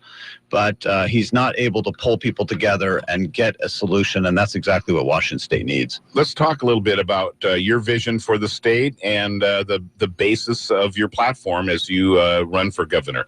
Well, I want to do 3 things. The first is really focus on finding a permanent solution to our K-12 situation. We live in a state where, depending on where you live, about 25%, sometimes higher, sometimes lower, but overall in the state, 25% of our 9th graders will not graduate from high school. And we accept that. I mean, would you buy an airplane ticket on an airline you knew that crashed 25% of the time. No, right. But we were sending our kids into a system that we know is failing kids. I grew up, as we mentioned, out in Hoodsport, and it was a time when we funded basic education evenly across Washington State. And so I got a good public education. But today, the quality of education you get depends almost entirely on where you live and your zip code or your school district. And if you live in a school district where you can pass levies and parents can raise extra money, then your kids get a really good education. But if you don't, you're going to get a very different education, and that's morally wrong. And I really want to dedicate 4 years to bringing our education system up to 21st century standards. So education is certainly the priority. Education is a priority, and that's going to require a governor who can pull people together and find some very solid but difficult to reach solutions. And Governor Inslee's proven, and yesterday proved again, he's incapable of doing that. The other thing is that Governor Inslee, during his State of the State, talked about Washington being a boom town. And if you live in parts of King County, it is. You know, I mean, jobs that pay over $100,000 a year increased by 10% last year in King County. But, you know, I grew up here, and I know that communities like Shelton and Longview, where my wife grew up, Port Angeles, Aberdeen, Ferndale, Wenatchee, Moses Lake. These communities are struggling with plant closures or slowdowns that were the really bedrock of middle-class jobs in those communities. That's not a boom town. And so we need to ensure that we have a state government that's really focusing our resources on generating family wage jobs in communities all across Washington. And that is not this governor's focus. He's actually imposing new regulations which are keeping investments out of Washington state and in some cases driving jobs out of Washington. You, for the audience, give us a brief background on your political history. Sure. Actually, I'm not a career politician. Yay. Yay. And that's why I think I look at these solutions very differently than Governor Inslee, who's been a politician his entire life and is a very partisan, divisive leader. I'm not that. I built a company which operates on both sides of the mountains. I grew up here, went to high school in Olympia, and then after college moved to Yakima, and I did all of the international trade negotiations for the apple, pear, and cherry industry, and so traveled around the world opening up new international markets for Washington's apple exports. That taught me the importance of pulling people together, because if you're going to pull together an international agreement, you got to get the foreign government involved and on board, and you've got to get the apple growers on board, and then you got to get the U.S. government on board. You got to keep all three of those parties together. That taught me the importance of brokering a deal and how to get folks to agree, and that's exactly the type of leadership we need in Olympia. I moved from Yakima to Seattle in 1992 and set up my own company, which does international trade negotiations for agricultural and food companies. And then in 2007, my company had grown to a point where I didn't have to be there all the time every day, and I was looking at getting involved in my community, and a seat opened up on the King County Seattle Port Commission. It didn't open up. I had to run against an incumbent, but there was a position that was up for election.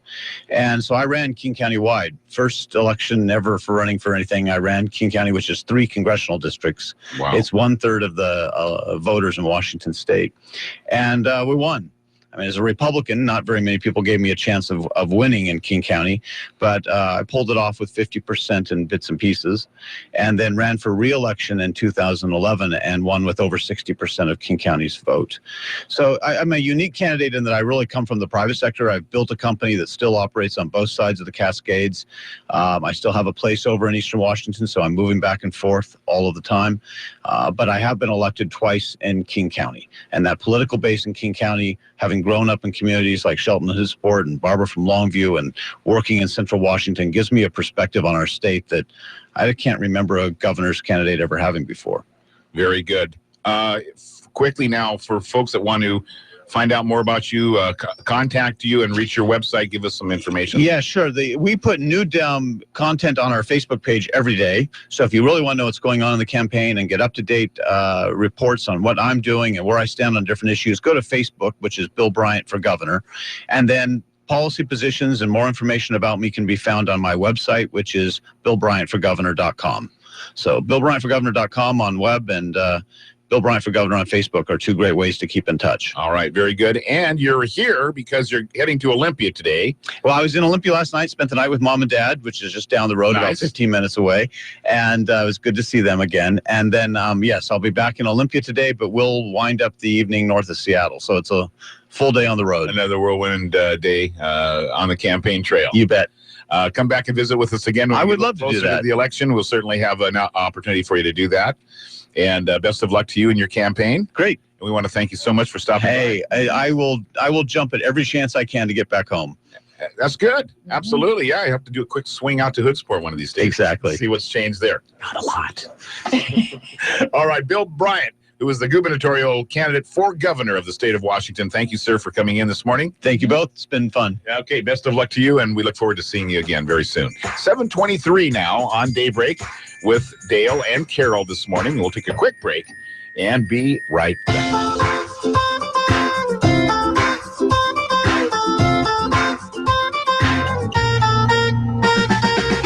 You're listening to Daybreak on iFIBER One News Radio. Did you ever look at the stains in your coffee cup and then realize that's exactly what happens to your teeth? Power Swabs is the 5-minute solution to get your teeth white without visiting the dentist. This is John Greenhut, the CEO of Power Swabs. And if your teeth are stained from coffee, tea, or smoking, all it takes is 5 minutes with Power Swabs. In 5 minutes, you'll see an average of 2 shades whiter teeth, and in 7 days, 6 shades. It's clinically proven to whiten natural teeth as well as caps and veneers. The secret is a tooth detergent that was developed by Dr. Martin Ginniger that lifts stains off of your teeth. Best of all, there's no messy strips or trays that you have to leave in your mouth for an hour. Just swab your teeth for 5 minutes and you're done. To try Power Swabs risk-free, call 1-800-928-7113. That's 1-800-928-7113. I guarantee your bright white smile will have your friends, family, and coworkers talking about how great you look. Try it risk-free today. 1-800-928-7113. That's 1-800-928-7113. Mason General Hospital and Family of Clinics continues to receive national recognition for its exceptional quality of care. Most recently being presented with an award for overall excellence in quality by the National Organization of States Offices of Rural Health. In February, Mason General was recognized for being an acute stroke-ready hospital, complete with telemedicine technology. These 2 awards come at the heels of the hospital's diagnostic imaging department receiving the American College of Radiology's gold standard for its MRI and CT programs, and MGH Olympic Physicians being recognized as a patient-centered medical home model for its highly coordinated patient-centered care. For details, see the March issue of Scope. Mason General Hospital and Family of Clinics. Equal opportunity provider. Translation services provided. Mason General and Family of Clinics. Look for the latest in local news at iFIBER1newsradio.com. iFIBER One News Radio, 1030 KMAS and FM 103.3 presents Daybreak.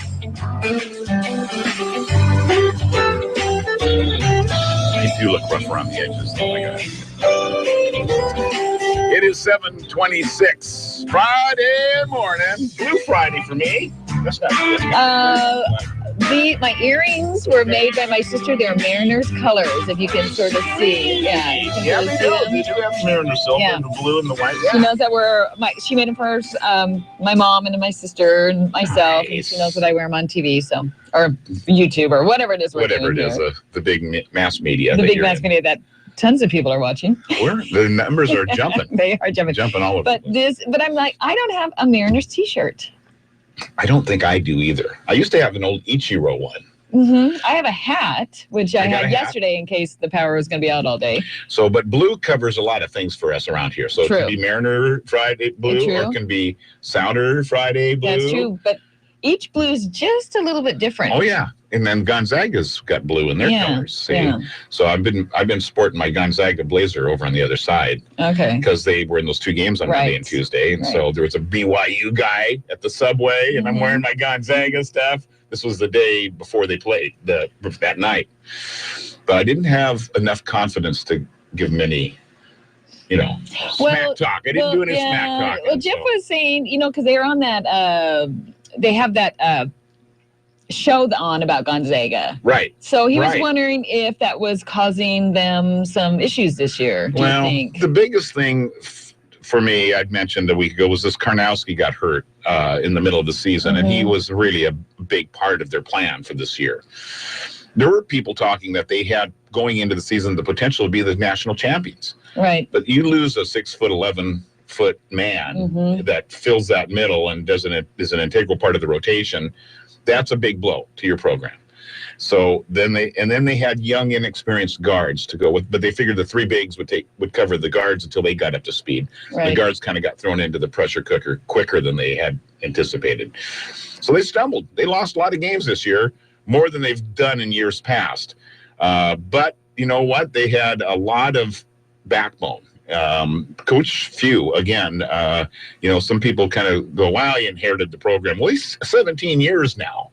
He's been running that program, and really a good job. And so he found a way for those guys to have the confidence that they needed. St. Mary's whooped on them twice this year.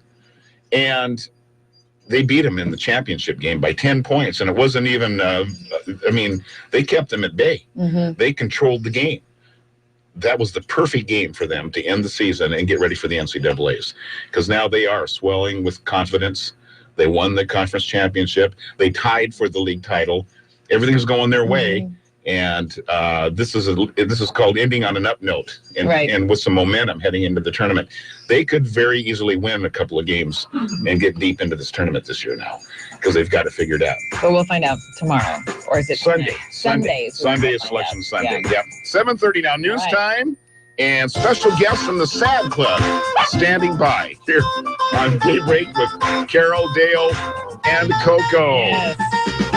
You're listening to Daybreak on iFIBER ONE Newsradio. Local news is brought to you by Shelton Health and Rehabilitation Center. Find them online at sheltonhealthandrehab.com. From the iFIBER ONE News Radio studios, I'm Mary Lynn Foster. Wind gusts of up to 46 miles per hour were recorded at Sanderson Field in the storm system that brought power outages to Mason County Wednesday night into yesterday. Trees getting blown over were a problem, like in the reported outage where PUD3 crews found a large fir tree had fallen into the 115,000-volt transmission lines that carry electricity from the Mount View substation to the Mason substation in downtown Shelton. Once the tree was cleared, restoring electricity came pretty quickly as power was restored to all customers, including local schools, at 6 a.m. in that outage. State lawmakers didn't make a deadline, and the governor made good on a threat. The legislative session is ended without lawmakers coming to an agreement on a 2016 supplemental budget. The governor's office immediately called for a special session to convene. Governor Inslee had also threatened to veto legislation approved by the legislature if they missed the deadline, and he did so on 27 bills. During Port of Call this week on Daybreak, Deputy Director Wendy Smith and Chairman Dick Taylor touched on the recent announcement that Port of Shelton Executive Director John Dobson was placed on administrative leave. As has been published, we're making some changes at the port and moving in a different direction. Or not changing our focus. We're just gonna, it's time to, there's a new commission. It's time to look at how we're doing and what we're doing and what direction we want to go in. So that's where we're going. Do we have an interim director that we're looking at? No, we don't. Okay. We have a deputy director who has stepped in to take charge. That's Ms. Wendy. Oh, wonderful. Well, congratulations. That was one of the things with being a deputy director, is that when in the director's absence, that person is the director. So it was a seamless transition to take place. So. And we're happy, we're glad we've got Wendy to do that. When asked if the port has begun the process of bringing in a new executive director, Taylor answered no and said when and if they do, the port commissioners will do so in public. Taylor also talked about a 2-day meeting next week about this summer's earthquake drill, Cascadia Rising. Hear the full interview on the Daybreak page at iFIBER1newsradio.com. Washington health officials say pistachios sold under the brands of Wonderful, Paramount Farms, and Trader Joe's have been recalled in Washington state because they may be contaminated with salmonella. The recalled nuts from Wonderful Pistachios of Lost Hills, California, can be identified by a lot code number on the lower back or bottom panel of the package. A list of those numbers is available on the Centers for Disease Control and Prevention website. For iFIBER One News Radio, 1030 KMAS and FM 103.3, I'm Mary Lynn Foster. Gillis Auto Center in Shelton, a full-service dealership and growing daily. Our new general manager, Todd Huber, has over 40 years' experience in dealership operations. We've reorganized our service team by hiring Chris Baez as our service manager. Chris brings a wealth of technical knowledge and customer service to our team. Our Gillis service and parts departments are open 6 days a week. Experience the all-new Gillis Auto Center in Shelton at the City Center Matlock exit and 24/7 at GillisAutoCenter.com. Conference Championship Week continues. Hi, everybody. Todd Ant reporting on sports. And while there were no automatic bids on the line last night, Illinois pulled off the upset of the day. The Illini scored 11 straight points in a 98-second span to tie the score, and Malcolm Hill sealed the deal. Here is Nunn looking for Hill with a catch. Down to Morgan, who's free, and the Illini have won it. They have knocked off Iowa. On Learfield, and Illinois stuns number 20 Iowa 68-66 in the second round of the Big Ten tournament. In the ACC tournament, Notre Dame continues to dominate number 19 Duke with an 84-79 win over the Blue Devils in the ACC quarterfinals. Irish coach Mike Bray says maybe we caught him at the right time. I do think Duke's a little tired. We benefited from a day's rest. It kind of hit them the last 8 minutes. The Fighting Irish have won 5 of the last 6 meetings against Duke. Notre Dame faces North Carolina in the ACC semifinals. NBA, the Spurs enjoying the home cooking this season, winning their 31st straight game in San Antonio. Back to Kawhi straight away, fakes a three, will drive it inside, all the way in, lay it up, and good. Kawhi Leonard with the basket. On WOAI, Spurs tamed the Bulls 109-101. Leonard had 29 points. The Spurs have their best start after 65 games at 55-10. LeBron James and Kobe Bryant squared off for the last time, but it was more symbolic since, as Kobe pointed out, they never really established a rivalry since they never met in the playoffs. Bryant scored 26 points to LeBron's 24, but the Cavaliers won the war. Weak side rebound grab by Thompson. He'll find the cutter in LeBron, and LeBron crushes it home. On WTAM, the Cavaliers win in Los Angeles 120-108. In South Florida, there's one old timer that's not driving 5 miles an hour on Federal Highway. Kochek is in, sets up Yager. He scores that time. 2-0 for the great Yager. On Panthers TV Network, Florida's 6, Senators 2. Yager becomes the 5th player in NHL history to have at least 50 points in 20 NHL seasons. Carolina beat Boston 3-2 in overtime. It was Montreal edging Buffalo 3-2, and the Devils beat the Sharks in San Jose 3-0. Todd Ant, ABC Sports. The Tom Hartman Show, live 9 to noon, weekdays on iFIBER One News Radio. This is not an election cycle where middle-of-the-road Democrats are going to stir up enough of the base and enough excitement and enthusiasm that they're going to seriously win elections. And that's the thing that Republicans have figured out and Democrats have yet to learn, which is that elections are not about swaying so-called undecided voters. They're about stirring up the base. The base will bring the undecided voters along with them. They'll do it through social media. They'll do it through talking to their neighbors. They'll do it by talking to people in the workplace. But you've got to energize the base. Now, from the all-new Gillis Auto Center Sports Desk, here's Jeff Slakey. Dale Liberty and Forrest, Jeff Slakey. Excuse me.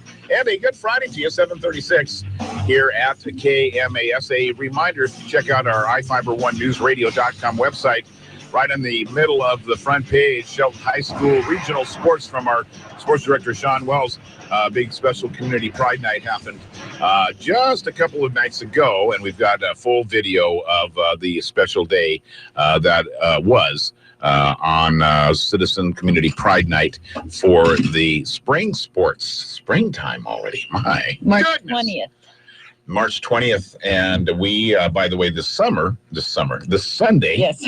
Don't wait till summer. We spring forward, so when you go to bed Saturday night, make sure to move those clocks forward 1 hour, won't you?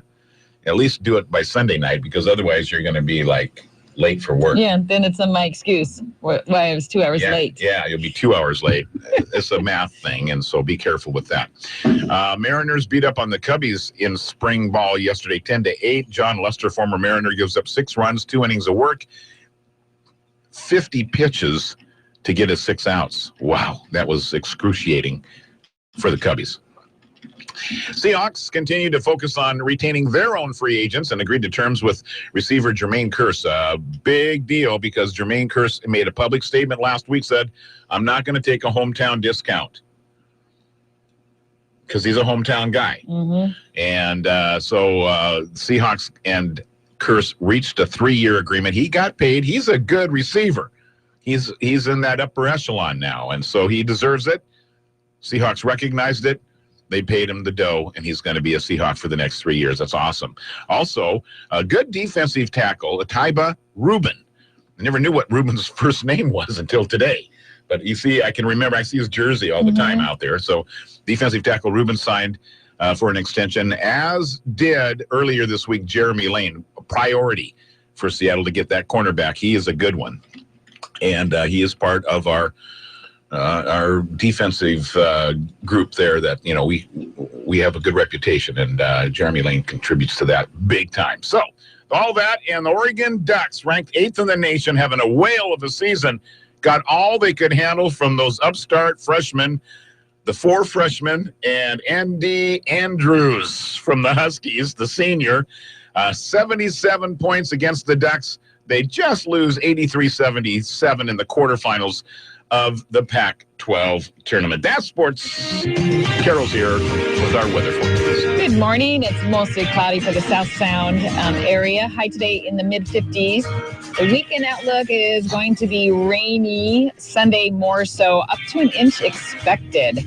For an extended forecast, check out iFIBER ONE-Newsradio.com. Right now, it's about 33 in Shelton, 40 in Olympia, 38 in Bremerton, and I'm taking a look at a Hurricane Ridge webcam, and it's cloudy up there, but the sun is shining on the peaks, and it's gorgeous. Very gorgeous. It is gorgeous. Very good picture. Wow. Now, from the iFIBER ONE News Radio studios, it's Daybreak. All right, just here for a few Providing moments. local news, sports, weather, and interviews to the South Sound's most important people. You, from business leaders to politicians, from activists for change to advocates for the poor, your neighbors and newsmakers are here on Daybreak. Just trying to get into the rhythm of things. It's not always easy for old white guys to get into the rhythm. Well, so it's usually TGIF is Thank God It's Friday, but you're probably going to Thank God It's finished at 9 a.m. Pretty much. 7:40. We are excited. We got SAD out in the lobby right now. It looks like we've got 2 or 3 students there from Students Against Destructive Decisions, and they have a big night planned at the Shelton Cinemas. We're going to be talking with those kids here in just a few minutes and find out what they're up to. Always something good, though. Right. Yeah, that's cool. And a little later on this morning, Riveting Radio Real Estate with Don Pinnell. Right. And also our visit from Dr. Alex Apostle. Update us on Shelton School District happenings. Yeah, on the happenings and how Community Pride Night went, and whatever else they're going is going on. Graduation Matters Shelton will be part of the topic of conversation today, I'm guessing. All right, so we want to thank Bill Bryant again for stopping by, and he's a candidate, so he's going to take that opportunity. But but it was fun. I mean, I don't think we've ever had in the history of Shelton radio station, have we ever had a governor candidate? I don't recall one in the in-house 12 years. Or even calling in. 12 years that I was here. And here, there's not been a governor or a governor candidate. Right. I don't think in the studio. That's pretty cool. So it is very cool. It is very cool. And it's important, he's starting early and he's laying out some groundwork. We'll see, this does not help re-election efforts when you have to extend the short session. Right. That's the one that everybody, and then the legislators themselves have campaigns they want to get home and get started on. So they don't want to stay here. They wanted this all to pass. They wanted it to be a good thing. So I'm not going to put it all at the doorstep of the governor, but certainly there is some disconnect somewhere in Olympia that has to be repaired. And I think now the clock is ticking. Right. So, by the way, extra sessions cost taxpayers. Yeah, which I think should be directly taken out of the legislature's pocket. Well, 60 days to do this, and then then nothing gets done. You have one job. One job. Balance the budget. Yeah. Come on. You got the money. You knew what it was last year. Exactly. You had a year to think about it. You had 60 days to put it together, fine-tune it. Yeah. Can't you kids get along? We're going to have to get 2 different sandboxes here pretty soon. Well, it almost already is that way. Yeah, it's too bad. All right, we're going to go to a brighter subject. Yes. Kids, they're in. They're next. The future. Yes. Yay. Daybreak continues right after these. You're listening to Daybreak on iFIBER ONE Newsradio. The ocean waves roll in, hypnotic, continuous, and perched high above rests the oldest family-owned resort on Washington's coast, Ocean Crest Resort. Picturesque, friendly, comfortable. Ocean Crest has served as the perfect ocean hideaway for over 60 years. With unsurpassed ocean views, warm fireplaces, full kitchen, swimming pool, hot tub, and spa. Ocean Crest Resort offers you total and unrivaled relaxation. Frommer's Guide reports you simply won't find a more spectacular setting anywhere on the Washington coast. And Ocean Crest's enchanting restaurant is listed as one of Washington's 13 ultimate restaurants you must visit before you die. See for yourself with our special 3-for-2 package. For a limited time, stay 2 nights and get a 3rd night free. Call 800-684-8439, 800-684-8439, or visit oceancrestresort.com. Ocean Crest Resort, making memories since 1953. In Mo Cliffs, overlooking the Pacific Ocean. Get ready to rock out and sing your favorite songs karaoke style at Lucky Dog Casino. Every Saturday starting at 9 p.m., join us for free karaoke with a live band as your background music. Only at Lucky Dog Casino, located just south of Hoodsport. Get ready to rock out and sing your favorite songs karaoke style at Lucky Dog Casino. Every Saturday starting at 9 p.m., join us for free karaoke with a live band as your background music. Only at Lucky Dog Casino, located just south of Hoodsport. This is Steve Kramer from Kramer Tackle with this week's fishing report. Unfortunately, we've been getting an awful lot of rain lately, and it's going to make fishing this weekend kind of tough. There may be a slight window of some rivers dropping in Friday evening or Saturday morning before the next round of rain. If I were to get out, I would concentrate my efforts on probably the Cowlitz River or the Skookumchuck. Both of those are putting out some fish. The Skookumchuck fish are getting a little colored up, but I know of 3 over 20 pounds that are hatchery fish that made it back to the hatchery rearing ponds this year.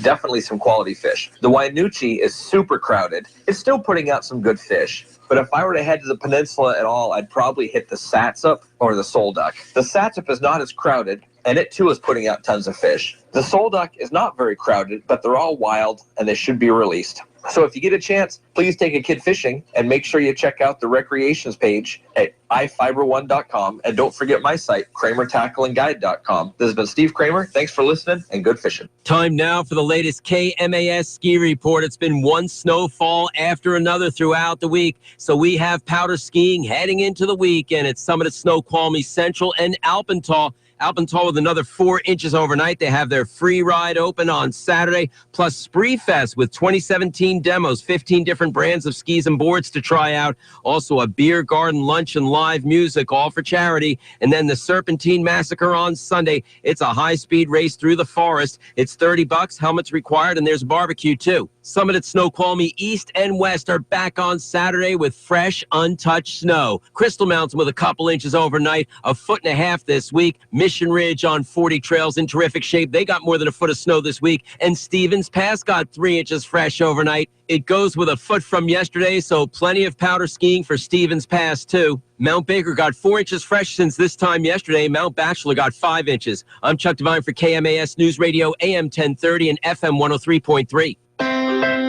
iFIBER ONE News Radio, 1030 KMAS and FM 103.3 presents Daybreak.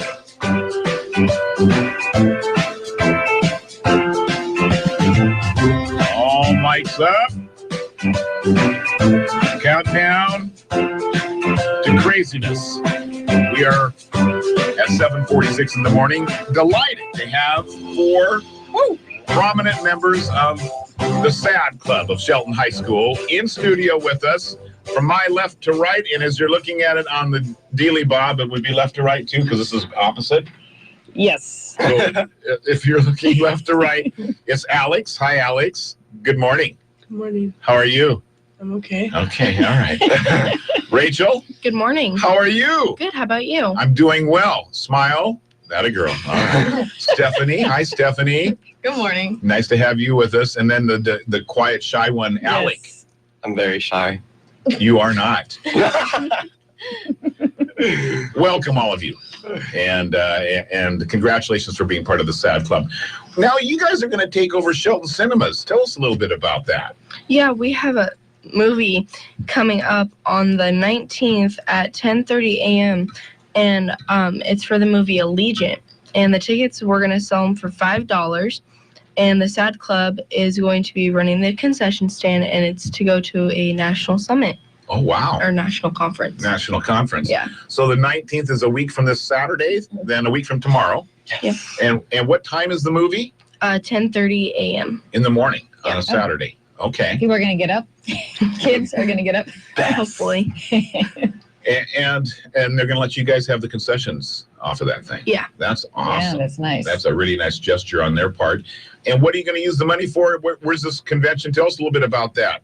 Alex, could you got a little bit of information? I'm going to get you to talk here this morning. I don't really know much about the conference because I haven't gone to it. Yet? Okay. All right. Do you get to go? Yes. Yeah. Yeah. All right. Tell us a little bit about that. Alec, lean in there. Yeah, lean in. Lean in. Yeah, there we go. Well, just give him a kid yeah. Hey. So the conference is in Pittsburgh, and it's the National SAD Club Conference. And so we haven't really gone to it that much in the past because it's kind of expensive. So that's why we're fundraising for it. Sure. Absolutely. How many kids want to go? All of them? A lot of them. But so that's why we're trying to raise a lot of money, because we want to take as many people as we can. How much money do you have to raise? It's like about $1,000 per person. So Okay, well, I mean, that sounds about right for a conference to send you, because you have to fly over, stay over, eat food, and all that type of stuff. Stephanie, how many days long is that conference in Pittsburgh? Do you know? I'm pretty sure it's going to be a full week. And you, what was the name of the conference again, Alec? The National SAD Club Conference. Okay. All right. I just lost. So SAD clubs from all around the country converge. And then you talk about your projects that you do and get ideas from other clubs of what they do, and then you share what you guys do. Is that kind of how that works out? Yeah. And there's workshops and presenters and all of the good stuff. Yeah, indeed. Mr. Apple, have they, as a SAD club, got to go on a long trip like this in the past too? Yes, we have. For about 5 or 6 years in a row, we went to the National SAD Conference. One year we went to Washington, D.C. Another year we went to Boston. We went to Orlando. So we've gone to many different places. Of them, yeah. Most of them have gone to another conference, and they can tell you about that. So. Okay, so let's talk a little bit about that. Have you gone to another conference? Yes. Okay, where did you go to, Alex? It's the Spring Youth Forum. It's at Great Wolf Lodge. Oh, Great Wolf Lodge, yeah. Was that fun? Yeah. And that was last spring that you went? Yeah, I've gone since freshman year. Okay, and what grade are you in this year? I'm a junior. You're a junior? What types of things do you learn there? Well, I know last year, one of the conferences I went to, or one of the group things I went to, talked about like social media and how fast things can get out and how people can bully online easier than in person. That's a pretty big topic, isn't it, with you guys nowadays? Bullying, online bullying, and texting and all that. Yeah. So do you bring that information back and teach the club and then teach others? Is that how you guys use that information? Some of the information, I don't think we use all of it, because there's a lot that we can learn in just one conference. And it's hard to bring all of it back to teach everybody. Right. How many kids are in the SAD club now? A lot. Rachel, do you know? Alec, do you know? I don't know about the OBJH group, but I know we have about like 15, 20 in the high school. In the high school? Yeah. Do you know about the Olympic?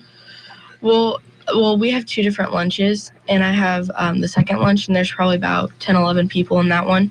Okay. All right. So we're upwards of around 30, 35 kids involved. A little higher. A little higher than that. The other lunch, we have probably about 10. So. And Stephanie, how long have you been with SAD?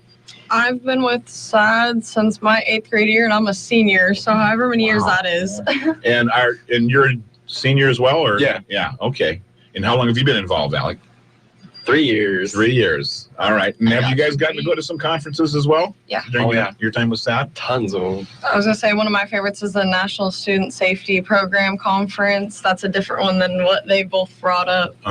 Tell us a little bit about that. It's pretty much the same thing. You have the workshops, you have the motivational speakers, and then we all get to present on something while we're there, and we get judged on like our scrapbook that we have to make for the club and our presentation and our like professionalism and stuff like that. Was that part of that texting while driving program that you guys did a couple of years ago? Were you involved with that?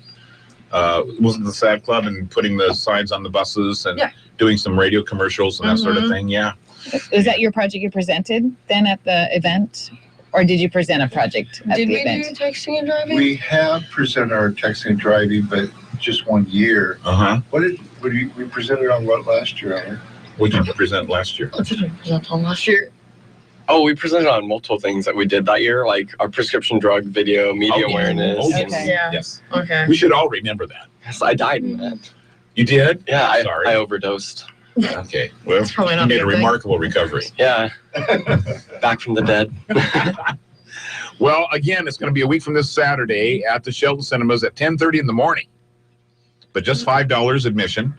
Tell us a little bit about the movie. I understand this is part of a trilogy, and it's a pretty popular movie trilogy for teenagers, yeah?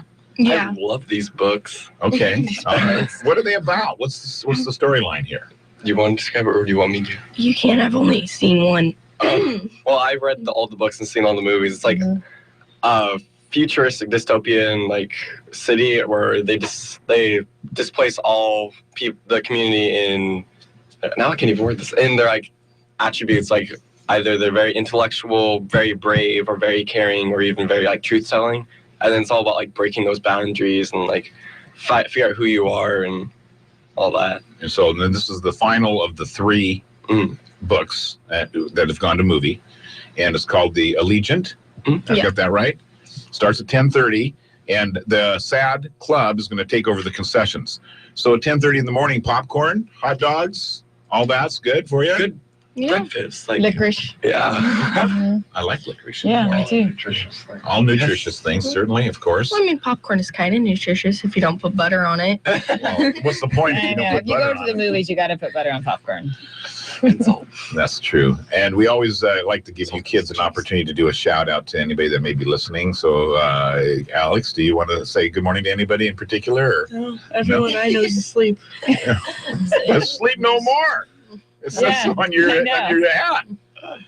Rachel, you probably have listeners out there. No, No? not today. Mom's not listening? Well, she's out there. Oh. So hi, Mom. Hi, Mom. Howdy.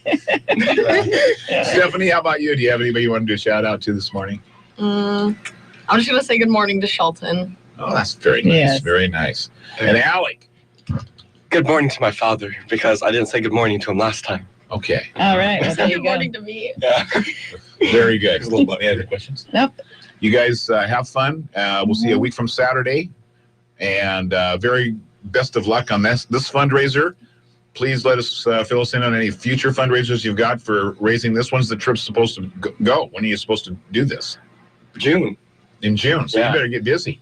Been busy. Been busy? Yes. Yeah, okay. Yeah, the nice thing this year, they have started their fundraising a lot earlier, and I really appreciate that on their part. They show a lot of responsibility on that. Yeah. So it makes it a little less stressful to start earlier, and your goals come into focus a little quicker that way. So, yeah, absolutely. Well, best of luck in all those. If you're doing some car washes, spaghetti feeds, that sort of thing, let us know. Oh, okay. Yeah. And you're all welcome to come back and visit anytime. We love having you on the radio with us. Thank you for your support. Oh, our support is right here all the time for you guys. Absolutely. The wonderful kids from SAD at Shelton High School and Lippig Junior High. What's it called? Oakland Bay Junior High. Okay, yeah. Oakland Bay Junior High. Starts with an O. And if you say it wrong, they get you, you know. Speaking of that, Rachel did a really neat presentation with 3 other students, the media awareness program. Yeah. And they were speaking at Lippig Middle School. Oh, good. They just did an awesome job. Look That at was that. fun. Blooming right in front of us there, Rachel. All right. Thank you all for coming in this morning, and have a great Friday and a good weekend. Be safe. You too. All right. Kids from the SAD Club at Shelton High School. We'll pause and get out of the way. We've got CNBC Financial News, Old Farmer's Almanac, and news from ABC at 8 a.m. here this morning on Daybreak with Carol Gardner. Dale Hubbard in for Jeff Slaker this morning. It is 7:57.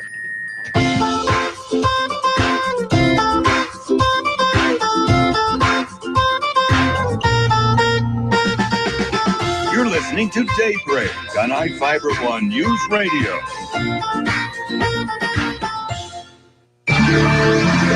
The return of daylight savings time means the weekend will be an hour shorter. We have some advice for adjusting to a spring forward weekend from the Old Farmer's Almanac. With more practical tips and useful advice, this is the Old Farmer's Almanac radio report for Friday, March 11th. It is the 71st day of the year, and bandleader Lawrence Welk was born on this day. The clocks spring forward this weekend as daylight saving time returns. There are some people who are chronically late for everything, time change or not. Experts think a variety of psychological factors may be at play, from a need to be in control to a lack of linear concept of time. Whatever the reason, there are cures for chronic lateness.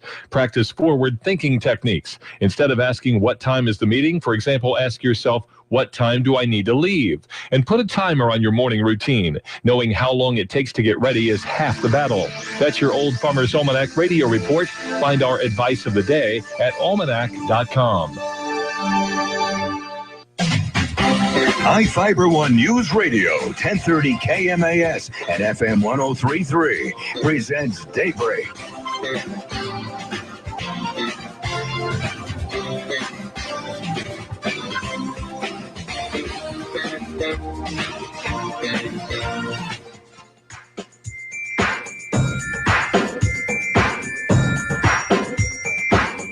Next up, headline news on Daybreak.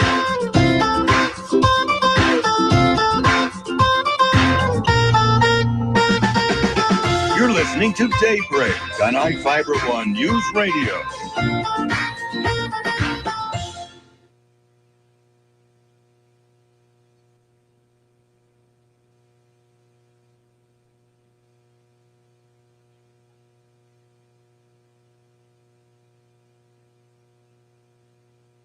Well, there's a little miscalculation, 30-second miscalculation from the new guy. But just a reminder, coming up, we have Dr. Alex Apostle coming in, and we'll talk about our Community Pride Night that happened here just a couple of nights ago at the high school. And to wrap up the next hour, Dawn Pinnell. Mornings start with Daybreak on iFIBER ONE Newsradio. Join Jeff and Carol weekdays from 6 to 9 on AM 1030 and FM 103.3 KMAS Shelton. Here's the latest from ABC News. I'm Joan Bennett. Republican frontrunner Donald Trump has won the endorsement of one-time rival Ben Carson. More from ABC's Aaron Katursky in Miami. Donald Trump once questioned Ben Carson's religion and said he has a pathological disease, but Carson came to Trump's private golf club in Palm Beach with an endorsement. We buried the hatchet. That was political stuff. Carson said there are two Donald Trumps. There's the one you see on the stage, and there's the one who's very cerebral. Carson brings a devoted following of evangelicals, but Marco Rubio told ABC News a significant number of Republicans still reject Trump, risking a general election loss. Aaron Katursky, ABC News, Miami. 5 states hold Republican and Democratic primaries next Tuesday. 4 of the 5 living First Ladies will attend today's funeral for former First Lady Nancy Reagan in Simi Valley, California. ABC's Alex Stone at the Reagan Library. We're told the most important request Mrs. Reagan had for today was that she wanted to be buried as close as physically possible to Ronnie, as she called him, the former president. So when her casket is lowered down today, she will be as close to his casket as possible, described here as so close they could hold hands. Tonight on a special edition of 2020, ABC's David Muir reports on the heroin epidemic in New England. In Manchester, New Hampshire, they're already on track to have the deadliest year yet from heroin. For more than a year, tracking it in that community, we're with the SWAT team about to go out on a bust. In this apartment, authorities say a young couple, young addicts, also selling to get the money for their next fix. And if you think that's not my family, we've met so many parents, families, blindsided. President Obama will address the South by Southwest Technology Festival today in Austin, Texas. This is ABC News. Every day, millions of people suffer from good health. Oh, I hate feeling so good all the time. What's right with me? If you're in optimal health, chances are you're taking all-natural Texas superfood. It's so annoying getting a good night's sleep. I am so awake every day. Each bottle is packed with over 55 fruits and vegetables picked at their peak. Then we add nothing. Just once, I'd like to experience intestinal discomfort just like everybody else. So your body gets all the benefits of fresh, ripe, nutrient-rich produce, and that's all.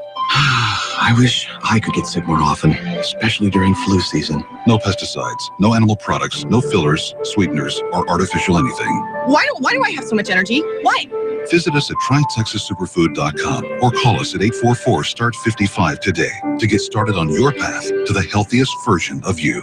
Texas Superfood comes in tablet or powder form. Available only at trytexassuperfood.com. It was a star-studded event at the White House last night as President Obama and First Lady Michelle welcomed the new Canadian Prime Minister, Justin Trudeau, and his wife. ABC's Megan Hughes has details. Sarah Bareilles performed her hit song with a choir to 200 guests. That included actors and actresses Michael J. Fox, Ryan Reynolds, and Blake Lively. It was also the first state dinner for the Obama daughters, Sasha and Malia, creating a sentimental moment for the president. This fall, Malia heads off to college, and I'm starting to choke up. So I'm gonna wind it was in my remarks, and I can't do it. Megan Hughes, ABC News, Washington. Just in time for St. Patrick's Day, the website Ancestry.com is making 10 million Catholic parish records from Ireland available online for free to help people trace their Irish lineage. The information is available for a week starting today. Joan Bennett, ABC News. Local news is brought to you by Fred Holmes Tree Service. FredHolmesTreeService.com, 427-4489. From the iFIBER ONE Newsradio studios, I'm Mary Lynn Foster. Wind gusts of up to 46 miles per hour were recorded at Sanderson Field in the storm system that brought power outages to Mason County Wednesday night into yesterday. Trees getting blown over were a problem, like in the reported outage where PUD3 crews found a large fir tree had fallen into the 115,000-volt transmission lines that carry electricity from the Mount View substation to the Mason substation in downtown Shelton. Once the tree was cleared, restoring electricity came pretty quickly as power was restored to all customers, including local schools, at 6 a.m. in that outage. State lawmakers didn't make a deadline, and the governor made good on a threat. The legislative session is ended without lawmakers coming to an agreement on a 2016 supplemental budget. The governor's office immediately called for a special session to convene. Governor Inslee had also threatened to veto legislation approved by the legislature if they missed the deadline, and he did so on 27 bills. During Port of Call this week on Daybreak, Deputy Director Wendy Smith and Chairman Dick Taylor touched on the recent announcement that Port of Shelton Executive Director John Dobson was placed on administrative leave. As has been published, we're making some changes at the port and moving in a different direction. Or not changing our focus. We're just gonna, it's time to, there's a new commission. It's time to look at how we're doing and what we're doing and what direction we want to go in. So that's where we're going. Do we have an interim director that we're looking at? No, we don't. Okay. We have a deputy director who has stepped in to take charge. That's Ms. Wendy. Okay. Wonderful. Well, congratulations. That was one of the things with being a deputy director is that when in the director's absence, that person is the director. Mm-hmm. So it was a seamless transition to take place. So. And we're happy, we're glad we've got Wendy to do that. When asked if the port has begun the process of bringing in a new executive director, Taylor answered no and said when and if they do, the port commissioners will do so in public. Taylor also talked about a 2-day meeting next week about this summer's earthquake drill, Cascadia Rising. Hear the full interview on the Daybreak page at iFIBER1newsradio.com. Washington health officials say pistachios sold under the brands of Wonderful, Paramount Farms, and Trader Joe's have been recalled in Washington state because they may be contaminated with salmonella. The recalled nuts from Wonderful Pistachios of Lost Hills, California, can be identified by a lot code number on the lower back or bottom panel of the package. A list of those numbers is available on the Centers for Disease Control and Prevention website. For iFIBER ONE News Radio, 1030 KMAS and FM 103.3, I'm Mary Lynn Foster. Has this ever happened to you? Your significant other says, we've got to redo the kitchen, and you break out into a cold sweat? Well, don't worry. It's a common condition, something we call needless remodeling anxiety, and we've got the cure. Heck, we are the cure. Hi, I'm Tom Kreitler. And I'm Leslie Segretti. Whether you do it yourself or direct it yourself, we can help you keep your project on track and on budget. So join us this weekend for the Money Pit Home Improvement Radio Show. Saturdays at 10, Sundays at 7 on iFIBER ONE Newsradio. I'm attorney Harold Carr. During the past 25 years, more than 8,000 people have trusted me to handle their personal injury cases. I understand how an injury can disrupt your life and cause financial hardship for you and your family. At the law firm of Harold Carr, we have 5 attorneys and 19 staff members experienced with negotiating and litigating with insurance companies. So if you feel the insurance company is not dealing with you fairly, call me, Harold Carr. Let us deal with the insurance company so you won't have to. Car accident? Call Carr or visit us online at haroldcarrattorney.com. Now, from the all-new Gillis Auto Center Sports Desk, here's Jeff Slakey. Well, good morning. Dale Hubbard in for Jeff Slakey here on your Friday. It is 8 minutes past 8 o'clock. It is Selection Sunday this Sunday, and that means the Gonzaga Bulldogs will know their fate. Where will they play? When will they play? Most importantly, who are they going to play? And what will they be seeded? Will be they break them up into groups of 16 teams in 4 divisions around the country, 4 regions. And so you're seeded 1 through 16. I would suspect Gonzaga will be somewhere between an 8 and 11 seed in that group of 16. Certainly can't be a top 1, 2, or 3, or 4, just by virtue of their record this year. But they did look really strong at the end of the season, and that'll go a long way into their seeding.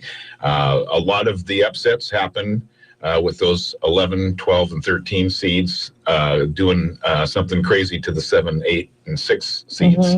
And so that's the fun part about the first 2 rounds of the tournament. So we'll be watching on Sunday, and we'll give you all the information and let you know Monday morning here on Daybreak about the Gonzaga's future. And yes, we'll have every game to the national championship if it's Gonzaga. If they fall by the wayside, we will bring folks the championship game, or at least the Final Four. We'll give them the Final Four here on iFIBER ONE News Radio. Now, Mariners in Peoria doing their spring ball thing and doing pretty good, playing well above 500. And yesterday lit up an old friend of theirs, John Lester, who used to pitch for Seattle. And then we traded him to the Cubbies a year or 2 ago. And it was his first outing of the new season. And he's done really well for Chicago. But boy, he had a rough outing yesterday. He gave up 6 runs in 2 innings, took him 50 pitches to get 6 outs. Seattle went on to win 10-8 over the Cubs. They have another game this afternoon, the Mariners do, and then they have a split squad contest, 2 games going on at the same time, basically, in Arizona on Saturday. Sunday, we'll have Mariner baseball for you here on iFIBER ONE News Radio. Seahawks continue to focus on holding on to some of their free agents, and they kept a good one. Wide receiver Jermaine Kearse, staying with Seattle, just signed a 3-year deal with them late last night, and he becomes the 3rd player that Seattle has brought back this week. Previously, Seattle agreed to deals with defensive tackle iFIBER Rubin and cornerback Jeremy Lane. And quickly, number 8, Oregon withstood a late flurry of activity from the Washington Huskies to hang on in quarterfinal Pac-12 tournament action, 83-77 last night. That game was in Las Vegas, a town that Carol Gardner has a slight familiarization with. I can't tell anybody else. What happens in Vegas? That's exactly. Okay. Is that really true? Yes. Okay. There are many things in my closet I would not tell you about. Dang it. Not even on my deathbed. So right now here in the Northwest, that's the time. Yeah, that is the time people make amends. But it's clear around the South Sound area. Sunny. It is a little cool though. It's 35 in Shelton, about 37 up in Bainbridge, and a little warmer in Olympia, about 41. The high today is going to be the mid 50s. 88 for the boys playing in Arizona. Whoa. Yeah, it's going to be nice down there. Yeah. Back to the Northwest. The weekend is going to be rainy. Sunday forecasted up to an inch of rain.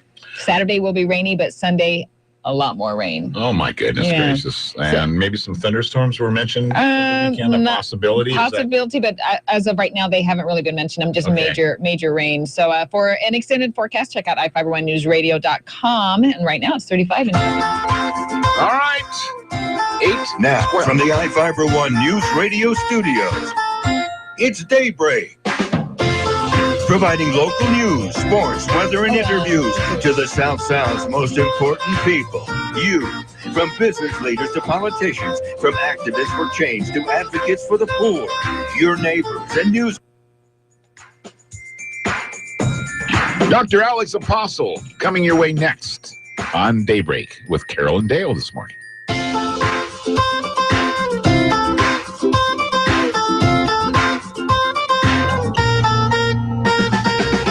You're listening to Daybreak on iFIBER One News Radio. Hi, I'm Ken Slater, the Roof Doctor. If you're like me, your family's important, so make sure that they're well taken care of. One of the best ways to do that is to provide a safe and warm home to live in. For over 50 years, the Roof Doctor has been helping families stay safe and warm by building roofs that last for generations. Our teams have some of the most experienced roofers in the area, and we only use the highest quality materials to keep your family safe, warm, and dry. That's the Roof Doctor. Give us a call. Your small business needs a loyalty rewards program, but email and paper cards are not effective, and using your POS system where you have to do all the work is bad as well. Go mobile. 95% of customers will check your marketing message on their smartphones in the first 5 minutes you send it, and we do all the work for you for under $150 a month. Call Puget Sound Perks today, 253-584-1212, or visit psperks.com. Reward your customers, and they'll reward you back. Peninsula Credit Union presents PHIL. PHIL stands for Peninsula Home Improvement Loan. Designed to help you get things done around the house, PHIL can help you a little or a lot. This is not a second mortgage. With a Peninsula Home Improvement Loan, you can get 7.24% APR on a 60-month loan or 7.49% APR for 120 months. From replacing the roof to new flooring and everything home-related in between, take advantage of a Peninsula Home Improvement Loan, and PHIL will help you get the job done. Call Peninsula Credit Union today. 800-426-1601. That's 800-426-1601. Or apply online at pcfcu.org. OAC. See representatives for details. Limited time offer. Additional terms and conditions may apply. Annual percentage rate is effective as of June 11, 2014. Loan amounts from $500 to $15,000. Terms available from 60 months up to 120 months. For payment examples, call 800-426-1601. iFIBER One News Radio, 1030 KMAS and FM 103.3 presents Daybreak. It is 8:15 on Daybreak. Dale in for Jeff this morning. Carol Gardner, and we're our esteemed guest every Friday, Dr. Alex Apostle, Shelton School District Superintendent. Good morning, sir. How are you? Very good, thank you. And thanks for having me here today. Oh, our pleasure always to have you with us. And you've had a pretty busy week.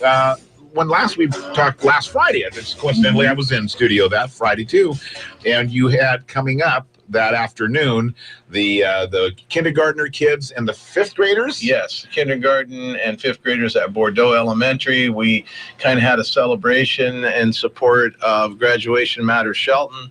We purchased T-shirts for them with their graduating year.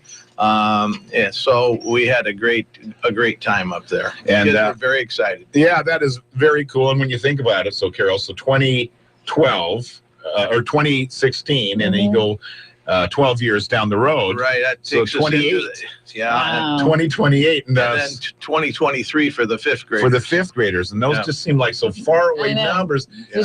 But the kids get a concept of there's a end to this. Oh, journey. Absolutely, and they were just excited to get the T-shirts. And Sheila Iverson, one of our staff members at Bordeaux Elementary, initiated this program. She and her sister have done a great job, and we hope that the other elementary schools do the same thing, and actually throughout the entire system. Yeah. So and then the high school kids I'm not sure the date when the high school kids are coming down to meet with the fifth graders. Yeah. And they're going to have their T-shirts on. So it's an activity in support of making sure that the students know that the entire community supports them in terms of graduating from high school and doing well all the way through From their educational experience. Well, it puts that subject of graduation in their little minds early. That's right. And now they've got, that's where and it starts. then all the community's talking about it, and then the seniors come down. I mean, everybody. So now we're all geared and focused. It's part of the world. On making sure our kids are successful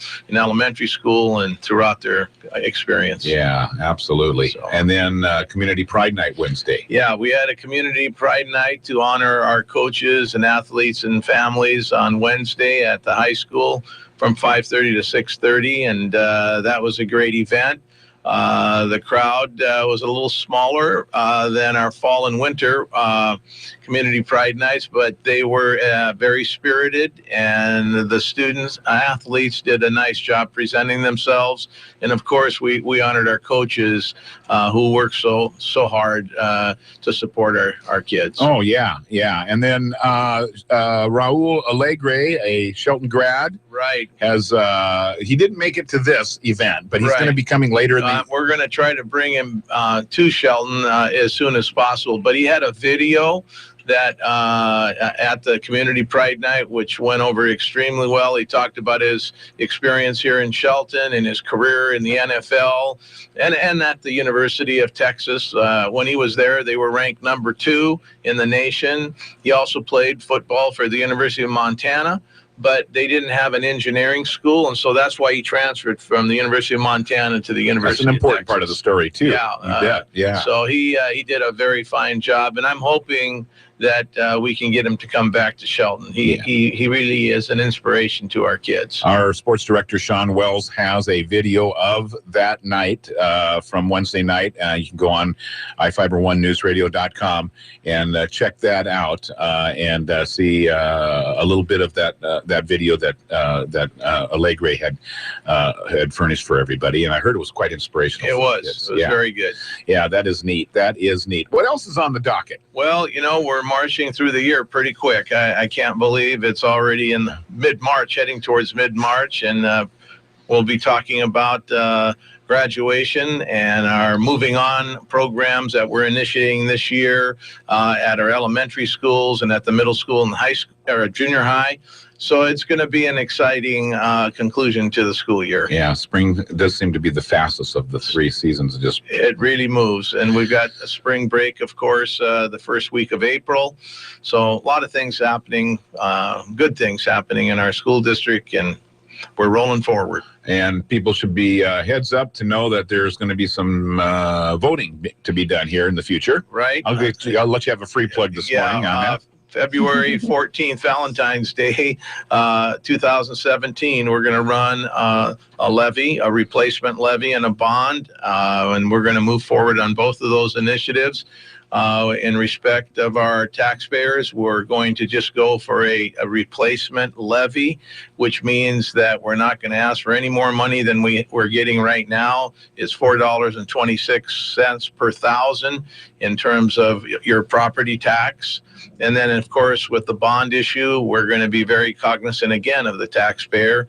Our bonding capacity is $67.4 million, but I'm hoping we can be far less than that and still do something for every one of our schools in terms of safety and security, technology, making sure our kids have the best opportunities of support in relation to technology, and then dealing with our capacity issues at the elementary school and making some repairs at our other schools. So we're very concerned that we respect our taxpayers and maintain our current facilities. Sure, not a lot of fluff there.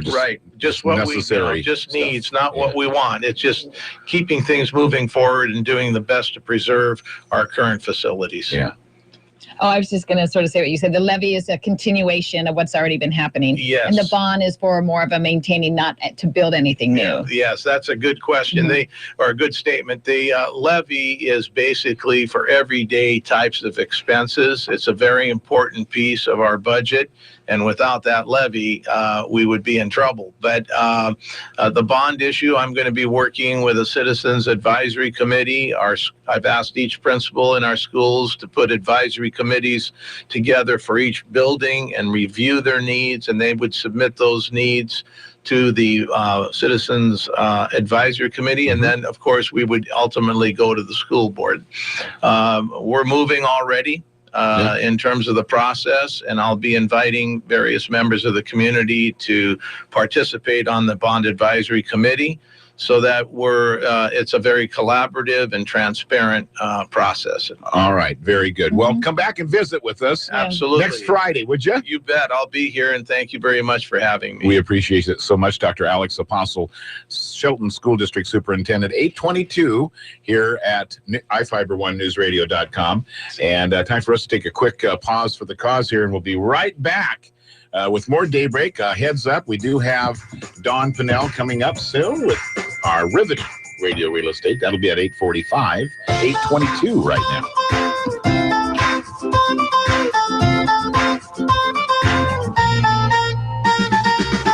You're listening to Daybreak on iFIBER One News Radio. Hi, everyone. This is Mark Tobert, your advertising consultant from iFIBER One News Radio. Are you missing customers because you only market to a specific group? iFIBER One News Radio can help you hit a larger group of buyers with our diverse audience. We are 24 hours of local and national breaking news, award-winning talk radio, and primetime sports, including local high school sports. What does this mean to you? This means our listeners listen longer to entire programs and don't switch to another station when a commercial comes on. Our coverage in the Puget Sound area hits over 500,000 listeners, including Mason County, Thurston County, Grace Harbor County, King, Pierce, Joint Base Lewis McCord, and Kitsap County to the Bremerton Naval Base. All advertising is 100% tax deductible. So how can you afford not to advertise? Call me, Mark Tobert, at iFIBER One News Radio to become a total audience plan advertiser. Just call 360-426-1030. Habitat for Humanity of Mason County invites you to shop their local retail stores in Belfair and in Shelton. At Habitat for Humanity stores, you'll find amazing bargains on discounted home improvement supplies, gently used furniture, and so much more. And when you shop Habitat for Humanity, your dollars are put to work helping to improve, build, and maintain affordable housing right here in Mason County. Habitat for Humanity. Let's build a strong community together. Wittenberg CPA is a professional accounting, tax, and financial consulting firm serving the diverse needs of their businesses and individual clients. They bring excellence and integrity to every aspect of their work, from accounting software support like QuickBooks to tax preparation for individual and business needs, as well as personal, financial, and estate planning services. Wittenberg CPA has the services you or your business needs this year for taxes. Find them online at wittenbergcpa.com or call 426-0230. That's 426-0230. iFIBER One News Radio, 1030 KMAS and FM 103.3 presents Daybreak. That is our cue. That is 8:25, Daybreak, Friday edition with Carol and Dale in for Jeff this morning. Jeff jumped over the hump. He did. And so kind of funny that he saw me. We're around North Bend. We're out on Snoqualmie Pass. I was heading west. He was heading east, and he saw my blue truck. We passed about 11 o'clock yesterday morning. That's just insane. That's crazy. Passing in the night. I waved, and then he had some kind of a gesture for me, but I don't. You probably don't want to know what I it don't want was. to know what that was. You probably don't want to know what that was. But that's pretty funny. Yeah. So, Daybreak. The days have been getting longer. The sun's coming up, or the light is coming up much longer. But today there was some sun. There was some sun out there. Already, early. Yeah, early. And then so we got this really great tweet, which I mentioned quite often I like to follow. The Northwest Weather Service tweeted out a picture of the skies, and they could see the International Space Station. Right. It was spotted from their roof. There is a picture with an arrow to a So I can barely see the arrow, let alone how could they see it? So there must be a spot in there that you can see with the picture a lot bigger, but that's pretty cool. Turn their porch light on at the space station so we can see it. Yeah, exactly. We'll leave the But I plane on didn't for even you. know that you could see it. But I guess you could if you knew what you were looking for. Yeah. Because have and you knew where to look. Yeah, because like you mentioned this morning, the stars are out really quite bright because there was no other light on because the Power was out pre-planned power outage Yeah, up yeah. there. So the sky was just lit up. It was gorgeous this morning. It was breathtaking. Yeah. I came out to the carport to go get in my truck, and I almost ran into the carport because I'm looking at the sky and whoa. And then have you ever been looking at the sky and seen the satellites go by? Yes. Yeah. I love that. I do too. It's really interesting. So obviously they must have known which light it was that was moving, which was the space station. Maybe they did a Morse code signal up there. Hey, flash your light so we know who you are. Wave through the window. Yeah. Anyway, that's pretty incredible. That one fellow was there for a year. Yes. Yeah, the twin. So he really, essentially, he never even walked for a year because he was weightless, right? Well, they have like a treadmill up there, and I think they wear gravity boots. Yeah. So they do Keep exercise. their muscles toned. Yeah, but it's not that the actual same. just walking. You don't walk. You don't go anywhere. No. Just you're like in this size of space for a year. Yeah, for a year. So it's going to be interesting. 3 hours a day is enough. Yeah, right? Exactly.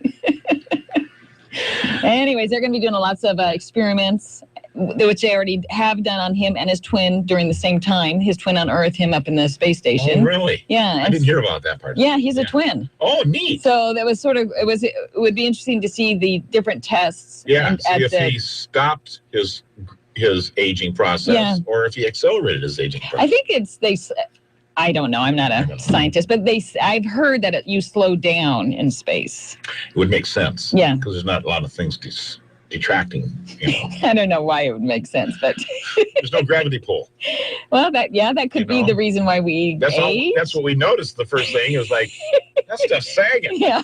That's that gravity pulling on your stuff. If you don't have that, you're tight as a drum. That could be. Nothing's pulling on you. That's my official scientific evaluation. Dr. Hubbard. Thank you very much. Capital D R Hubbard. We will have news coming up here in just a moment, and it is time for the stock report. Is. Thank goodness. Wow. Thank goodness. Saved by the stock report. Yes. Karen Shade from the offices of Edward Jones on Olympic Highway South. Yes? I don't think you pushed. I didn't push hard enough there. Hey, hello. Hey. Hello. Is it Karen Shade from the offices of Edward Jones on Olympic Highway South? Yes, that would be me. Yay! How are you? Hey, I'm doing awesome. How about you all? We're doing better than expected, actually, to be honest with you. So you're back at the helm, and I know how you love those buttons. Yeah, right? I love those what? Buttons. Oh, buttons. Yes. I'm having a fun time with those, but it's all right. Everything's good. We're relatively running smooth. And, that's good. Yeah, and maybe not quite as smooth as Wall Street is right. Well, no, Wall Street's really good. Ready? U.S. stocks opened sharply higher this morning, joining equity rallies from around the globe after the European Central Bank fueled wild swings during yesterday's trading and investors reassessed stimulus measures in Europe.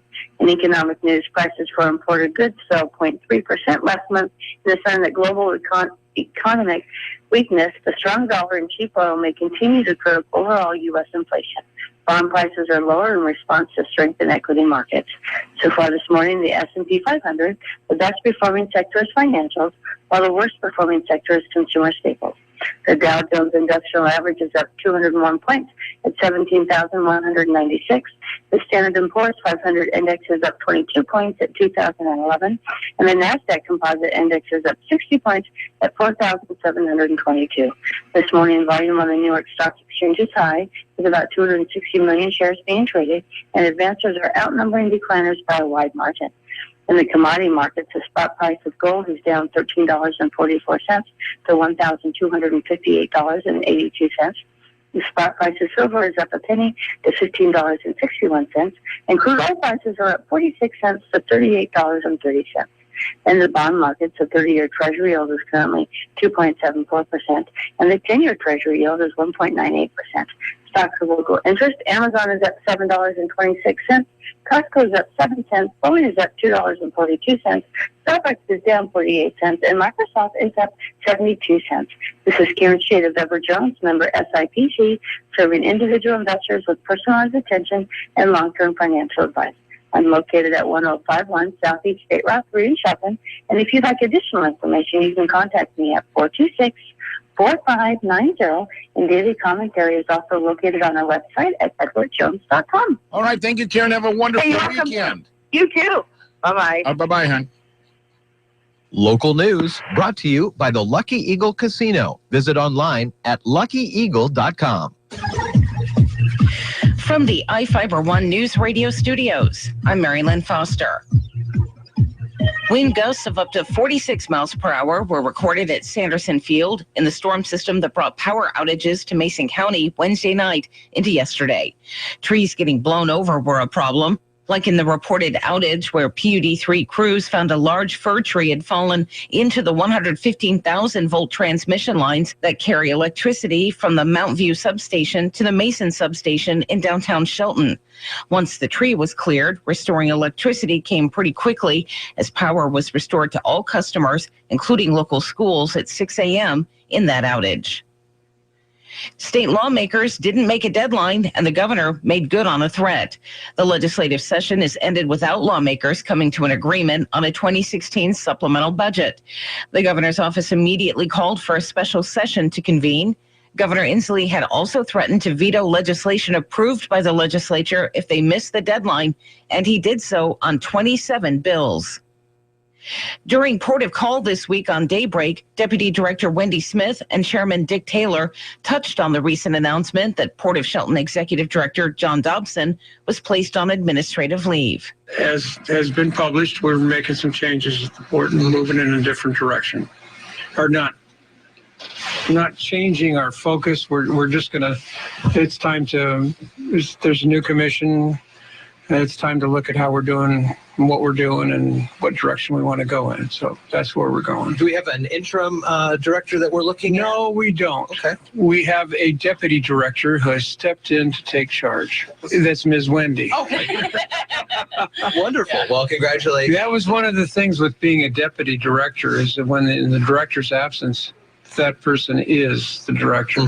So it was a seamless transition to take place. So. And we're happy, we're glad we've got Wendy to do that. When asked if the port has begun the process of bringing in a new executive director, Taylor answered no and said when and if they do, the port commissioners will do so in public. Taylor also talked about a 2-day meeting next week about this summer's earthquake drill, Cascadia Rising. Hear the full interview on the Daybreak page at iFIBER1newsradio.com. Washington health officials say pistachios sold under the brands of Wonderful, Paramount Farms, and Trader Joe's have been recalled in Washington state because they may be contaminated with salmonella. The recalled nuts from Wonderful Pistachios of Lost Hills, California, can be identified by a lot code number on the lower back or bottom panel of the package. A list of those numbers is available on the Centers for Disease Control and Prevention website. For iFIBER ONE News Radio, 1030 KMAS and FM 103.3, I'm Mary Lynn Foster. Wonder what the outrageously energizing experience of Mountain Dew Kickstart is like? Well, it's like a combo of 3 awesome things. Dew, juice, and caffeine rebooting your entire personal operating system. Mountain Dew Kickstart is in position for consumption.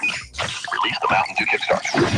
Mountain Dew Kickstart released. Experiencing a charge of Mountain Dew Kickstart now. Mountain Dew Kickstart operation successful. Roger that. Get charged up with Mountain Dew Kickstart. Now in 4 energizing new flavors like Midnight Grape. It all starts with a kick. Conference Championship Week continues. Hi, everybody. Todd Ant reporting on sports. And while there were no automatic bids on the line last night, Illinois pulled off the upset of the day. The Illini scored 11 straight points in a 98-second span to tie the score, and Malcolm Hill sealed the deal. Here is Nunn looking for Hill with a catch. Down to Morgan, who's free, and the Illini have won it. They have knocked off Iowa. On Lear Field, and Illinois stuns number 20 Iowa 68-66 in the second round of the Big Ten tournament. In the ACC tournament, Notre Dame continues to dominate number 19 Duke with an 84-79 win over the Blue Devils in the ACC quarterfinals. Irish coach Mike Bray says maybe we caught him at the right time. I do think Duke's a little tired. We benefited from a day's rest. It kind of hit them the last 8 minutes. The Fighting Irish have won 5 of the last 6 meetings against Duke. Notre Dame faces North Carolina in the ACC semifinals.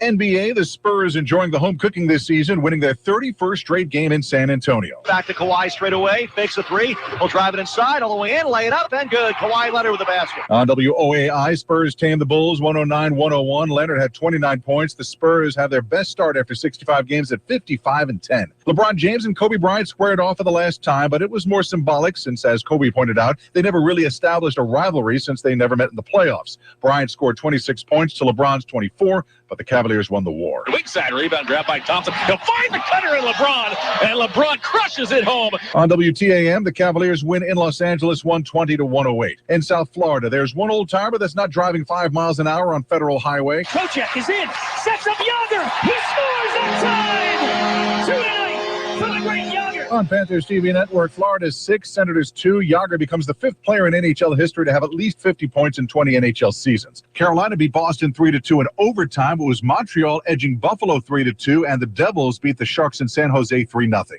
Todd Ant, ABC Sports. The calendar has moved to March. Weather is starting to get better. Days are getting longer. March 20th, the first day of spring. And with spring, attention turns to America's pastime, baseball. Seattle Mariners baseball. iFIBER One News Radio is your home for Seattle Mariners baseball all season long. You can listen on AM 1030 or FM 1033. The South Sound home for Mariners baseball this season is iFIBER One News Radio, AM 1030 and FM 1033. Now, from the all-new Gillis Auto Center Sports Desk, here's Jeff Slakey. Dale Hubbard in for Jeff Slakey, 8:38 Friday morning. Welcome to it. It is a blue Friday, whether you're wearing Gonzaga blue, Mariner blue. Who else is blue? Sounders are blue. Seahawks are blue. And the Seahawks are blue, of course. That's how it all started, I think. But anyway, Seahawks aren't playing this weekend. Mariners are playing. Sounders are playing. Gonzaga is going to find out who they're going to play on Selection Sunday, which is this weekend. So we'll all be watching to find out the fate of the Zags, and we'll follow them as far as they go. Very exciting right here on iFIBER One News Radio. John Lester was with the Mariners for a brief time and an okay pitcher. In fact, I was a little disappointed when we traded him to the Cubs midseason a year ago. 2 years ago now. And he went to the Chicago Cubs. He's done really well for them, and he's been kind of a focal point and an anchor for their pitching staff since arriving in Chicago, the Windy City. Well, yesterday was his first outing of the year, and boy, Seattle whooped up on him bad. 6 runs in 2 innings. Took him 50 pitches to get 6 outs, but they wouldn't pull him. They made him suffer through it all and get all the kinks worked out. 10-8 the final. Mariners beat the Cubs. Seahawks continued to focus on their returning free agents, and they signed Jermaine Kearse, extraordinarily good wide receiver out of the University of Washington. And Kearse, who earlier had said that he's not going to take a hometown discount, got what he wanted. 3-year agreement with the Seahawks late last night. Good news for Seahawk fans. Also, Atiba Rubin, defensive tackle, and super cornerback Jeremy Lane. Both have re-signed with Seattle as well. Oregon Ducks take on the Washington Huskies in quarterfinal Pac-12 tournament action last night and prevail 83-77, though the Huskies did make a good game of it. That may be the end of the season for the Washington Huskies, although they did have a winning record this year, and they could end up in the NIT, and we hope they do. They got 4 freshmen starting for that team, and boy, they've got a lot of upside, but it was not their year this year. They did give the Oregon Ducks all they could handle, and that was kind of fun to watch last night as well. That's sports news this time around, and here is Carol Gardner with our forecast for today and the weekend. Good morning. It's clear around the area today. The whole South Sound looks like it's right around the 40-degree temperature. It does. Yeah. It's clear. It looks clear. It looks like it's going to be a nice day. We're going to hit about the mid-50s. The weekend outlook is going to be a little more rainy. Saturday, we're raining. Sunday, about an inch of rain is forecasted. Yeah. So for an extended forecast, check out the iFIBER One Newsradio.com under the weather tab on the front page. And right now in Shelton, it's just about 40. Now, from the iFIBER One News Radio studios, it's Daybreak. providing local news, sports, weather, and interviews to the South Sound's most important people. You, from business leaders to politicians, from activists for change to advocates for the poor. Your neighbors and newsmakers are here on Daybreak.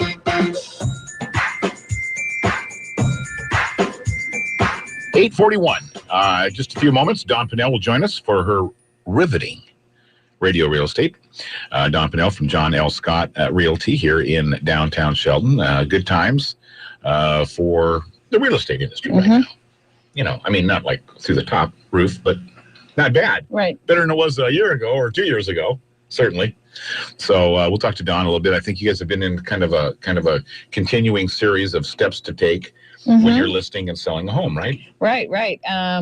It is interesting, and if you are in the home selling or buying process, it's all good news. She's very informative. Yeah, she does a good job, and she's in next after this on Daybreak.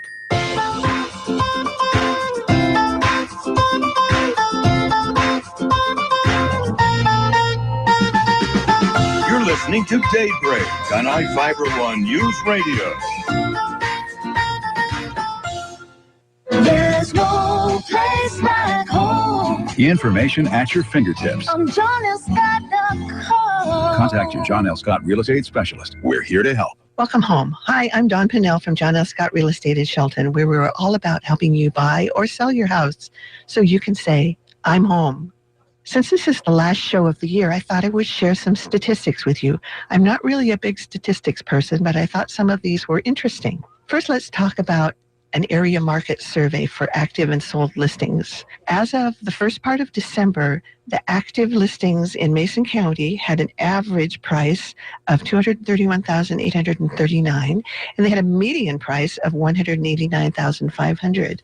That runs the gamut all the way from 0 to $999,000, and there are 22 active listings on the market for that price, all the way up to $1,749,999, and there's actually one listing active in Mason County for that price.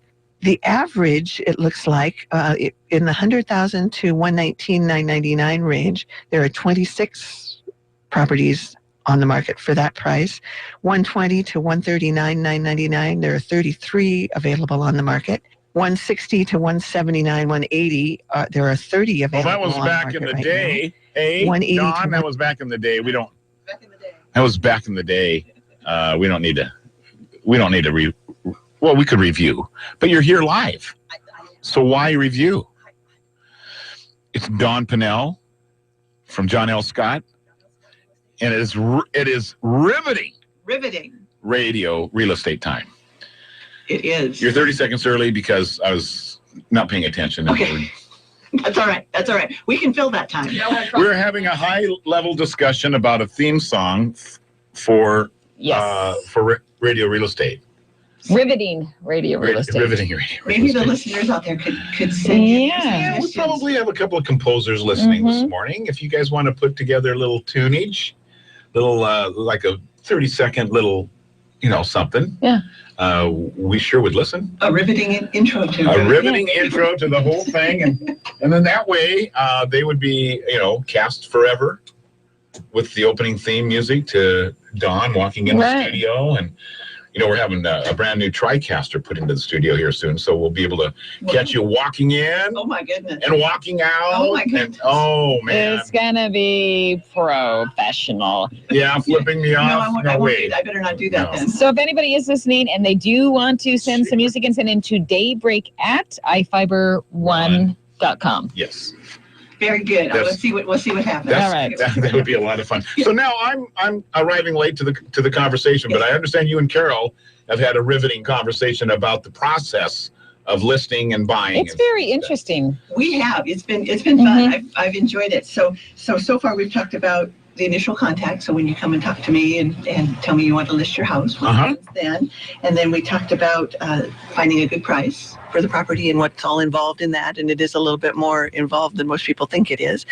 And then once we do that, then there's all that. Last time we talked about all the paperwork, which is piles and piles of riveting paperwork. Riveting paperwork.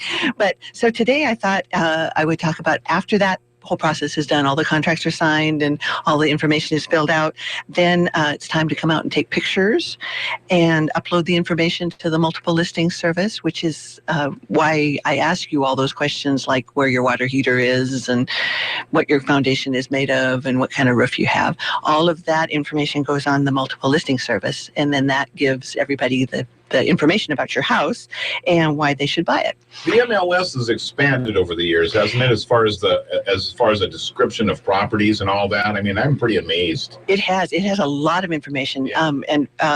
In talking about pictures, we get 25 pictures now to put of your house, and the only stipulation is that the main picture has to be either of the outside of the house or a view or something unique about the house. They try to have you stay away from interior pictures for the main. And you said a view, not a view.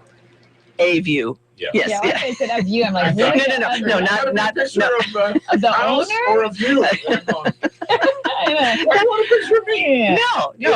A view. Yes. Yes. So what are the most requested pictures for inside the house or even around the house? Kitchens. A lot of people like to see the kitchen. I try not to take pictures of bathrooms unless they're very unique. I had one. A bathroom is a bathroom. A bathroom is a bathroom. I had one of the agents in our office had a picture of a bathroom the other day because it had a gold sink. So that was pretty unique. Yeah. So I would probably take a picture of that as well. Living rooms are good. Panoramic views of, especially if it's like a great room type thing of the whole great room concept. They like pictures of fireplaces. If it's a walk-in closet, I usually try and take a picture of the walk-in closet because that's pretty neat. That opens into the bathroom. It's hard to get that picture though to get a feeling being there when you look at a picture. Absolutely. And that's why I usually encourage people to, if they're at all interested, to give me a call and we'll go out and take a look, because there's nothing better than actually seeing the place in person. Yeah, pictures are hard to fall in love with. It's usually actually being there. Yeah. So, and the main thing I tell people when we come out to take pictures, and I usually try and do that fairly soon so that I have time to kind of edit them and enhance them if I can. You don't have to do 25. Don't have to do 25, but I like to if we can, just because it gives people that much more to look at.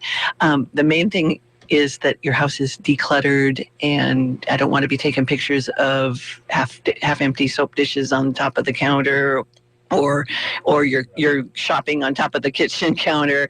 What about pets in the yard or kids playing on the swing set in the back, or is that? Try not to do that, just because of the whole liability issue. You know, if you catch a picture of somebody and they don't want their picture broadcast, So every once in a while I've caught a picture of a dog on the porch or something like that, and that's kind of charming. I like dogs, and so people that like dogs like to see that. So I try not to. If I happen to catch that, that's okay.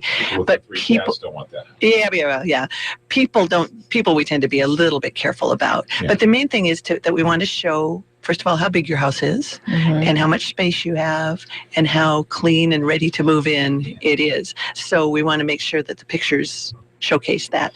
So I will come out and take pictures, and then we'll probably go over the information that I'm putting in to make sure I have it all correctly, in there correctly. And also there are marketing remarks that I write that everybody sees that tries to get people to come to your house. So we go. What is that?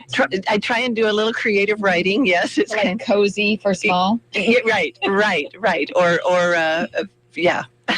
All of those, cozy, spacious, right? Yeah. All those, and a must see, and all of those things are ones. The goal is to get people to notice the listing. So, and then there are also remarks that just go to the agents, and so in there we put things like, please call for an appointment. No showings before 3 p.m., those kinds of things. Yeah, or 3 a.m., depending. Yeah. And then also things like if there's another lot included, we put that parcel number in. Those kinds of things are on the agent-only remarks. And those remarks are only seen by a licensed agent who is accessing that information. Is the agent allowed to share that though with a potential? They can, certainly. It's up to them. Yeah, up to them. Sometimes there's information in there that we really don't want shared. Yeah. Yeah. So yeah, the agent needs to use their discretion. And then we also put in driving directions, and I want to make sure with the seller that those are correct so that people can find their way. It's amazing how those can be off sometimes. They have you turning the wrong direction, or they have the wrong name of the street, that kind of thing. And so that makes it really confusing for agents who don't necessarily have GPS if they're relying on those directions. Yeah. And the other thing too is sometimes if somebody comes in, and we'll talk about this when we're talking to buyers, is I will give them a list of possibilities that seem to meet their requirements, and on that list are driving directions. And so I say, hey, go drive by and see if you like the neighborhood. Well, if the driving directions are wrong, they probably never get to your house. So again, the whole goal of this whole thing is to get as many people to your house as we possibly can. So and so those are the things that we talk about. And then we talk a little bit about marketing. I will come and put a sign in your yard that says exclusively listed by John L. Scott Real Estate. It has my name and my cell phone number on it. And that will probably go somewhere in the front yard is typically the way it goes.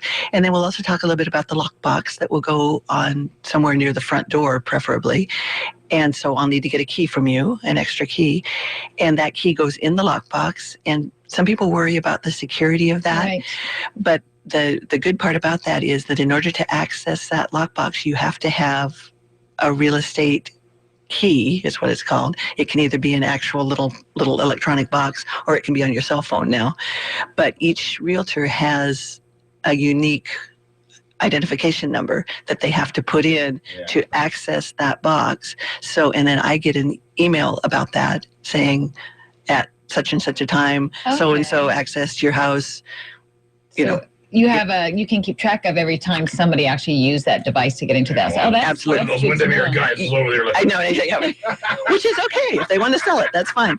And then another extra safeguard. I'm thinking it's for safety for the homeowner. Yes, yeah. And another extra safeguard too is that when an agent comes to show your house, they will put one of their cards on your counter. Right. They're supposed to anyway. So that way you as the homeowner have a record of who's been there. Yeah. So, and that also helps other agents, because if you go in and there's like 42 cards on the counter, you think, oh boy, this is a hot property.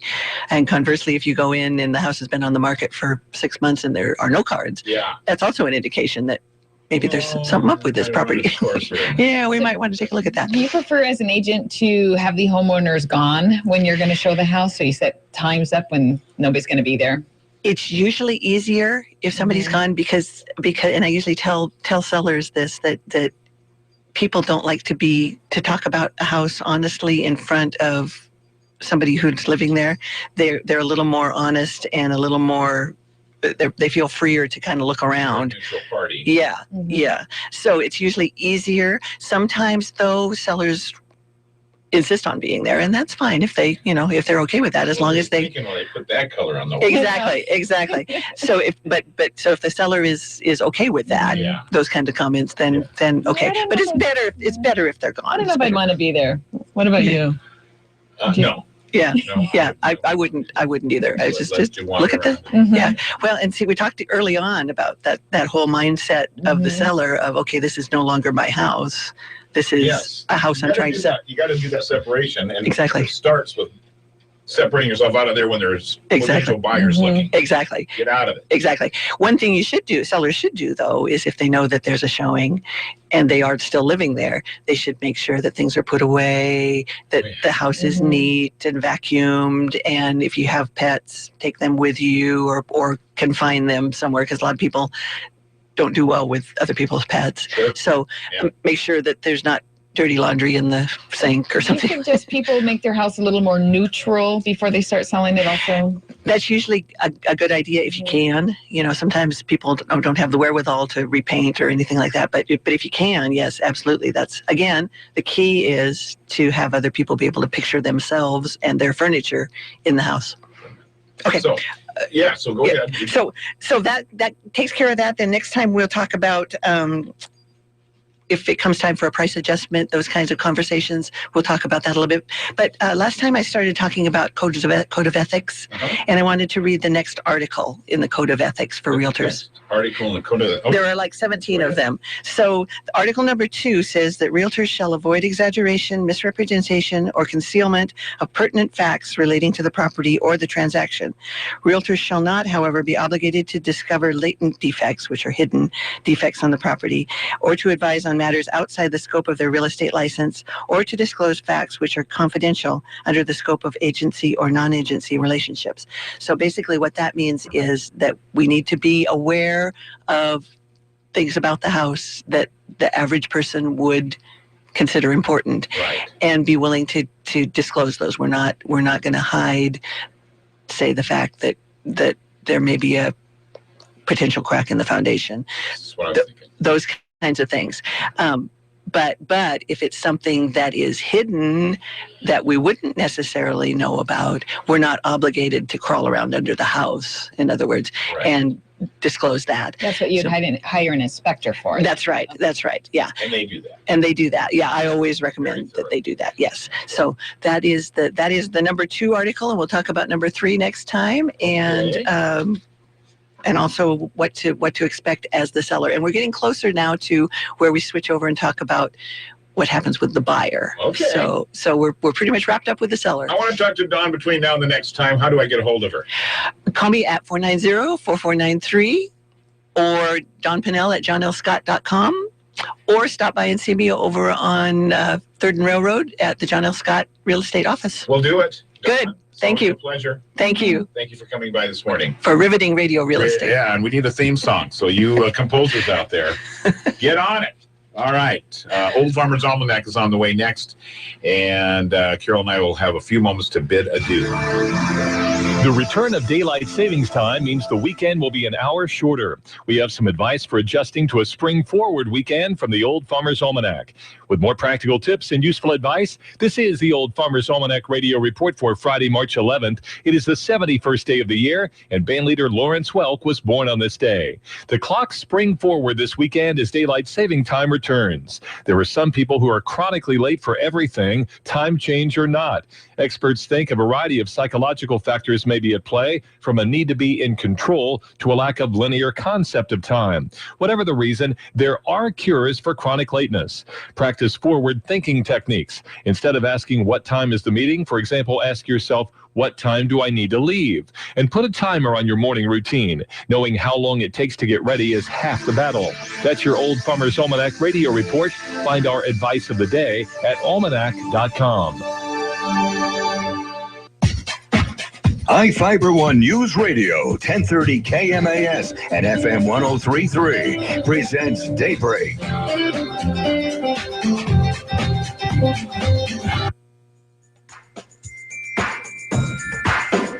Okay, we'll see you next time, Dawn. Goodbye. Dawn, go away. I'm no good for you. We gotta go. That's the song you're going to do? Have a very, very safe and wonderful week. You too. See ya. Bye. You're listening to Daybreak on iFIBER One News Radio.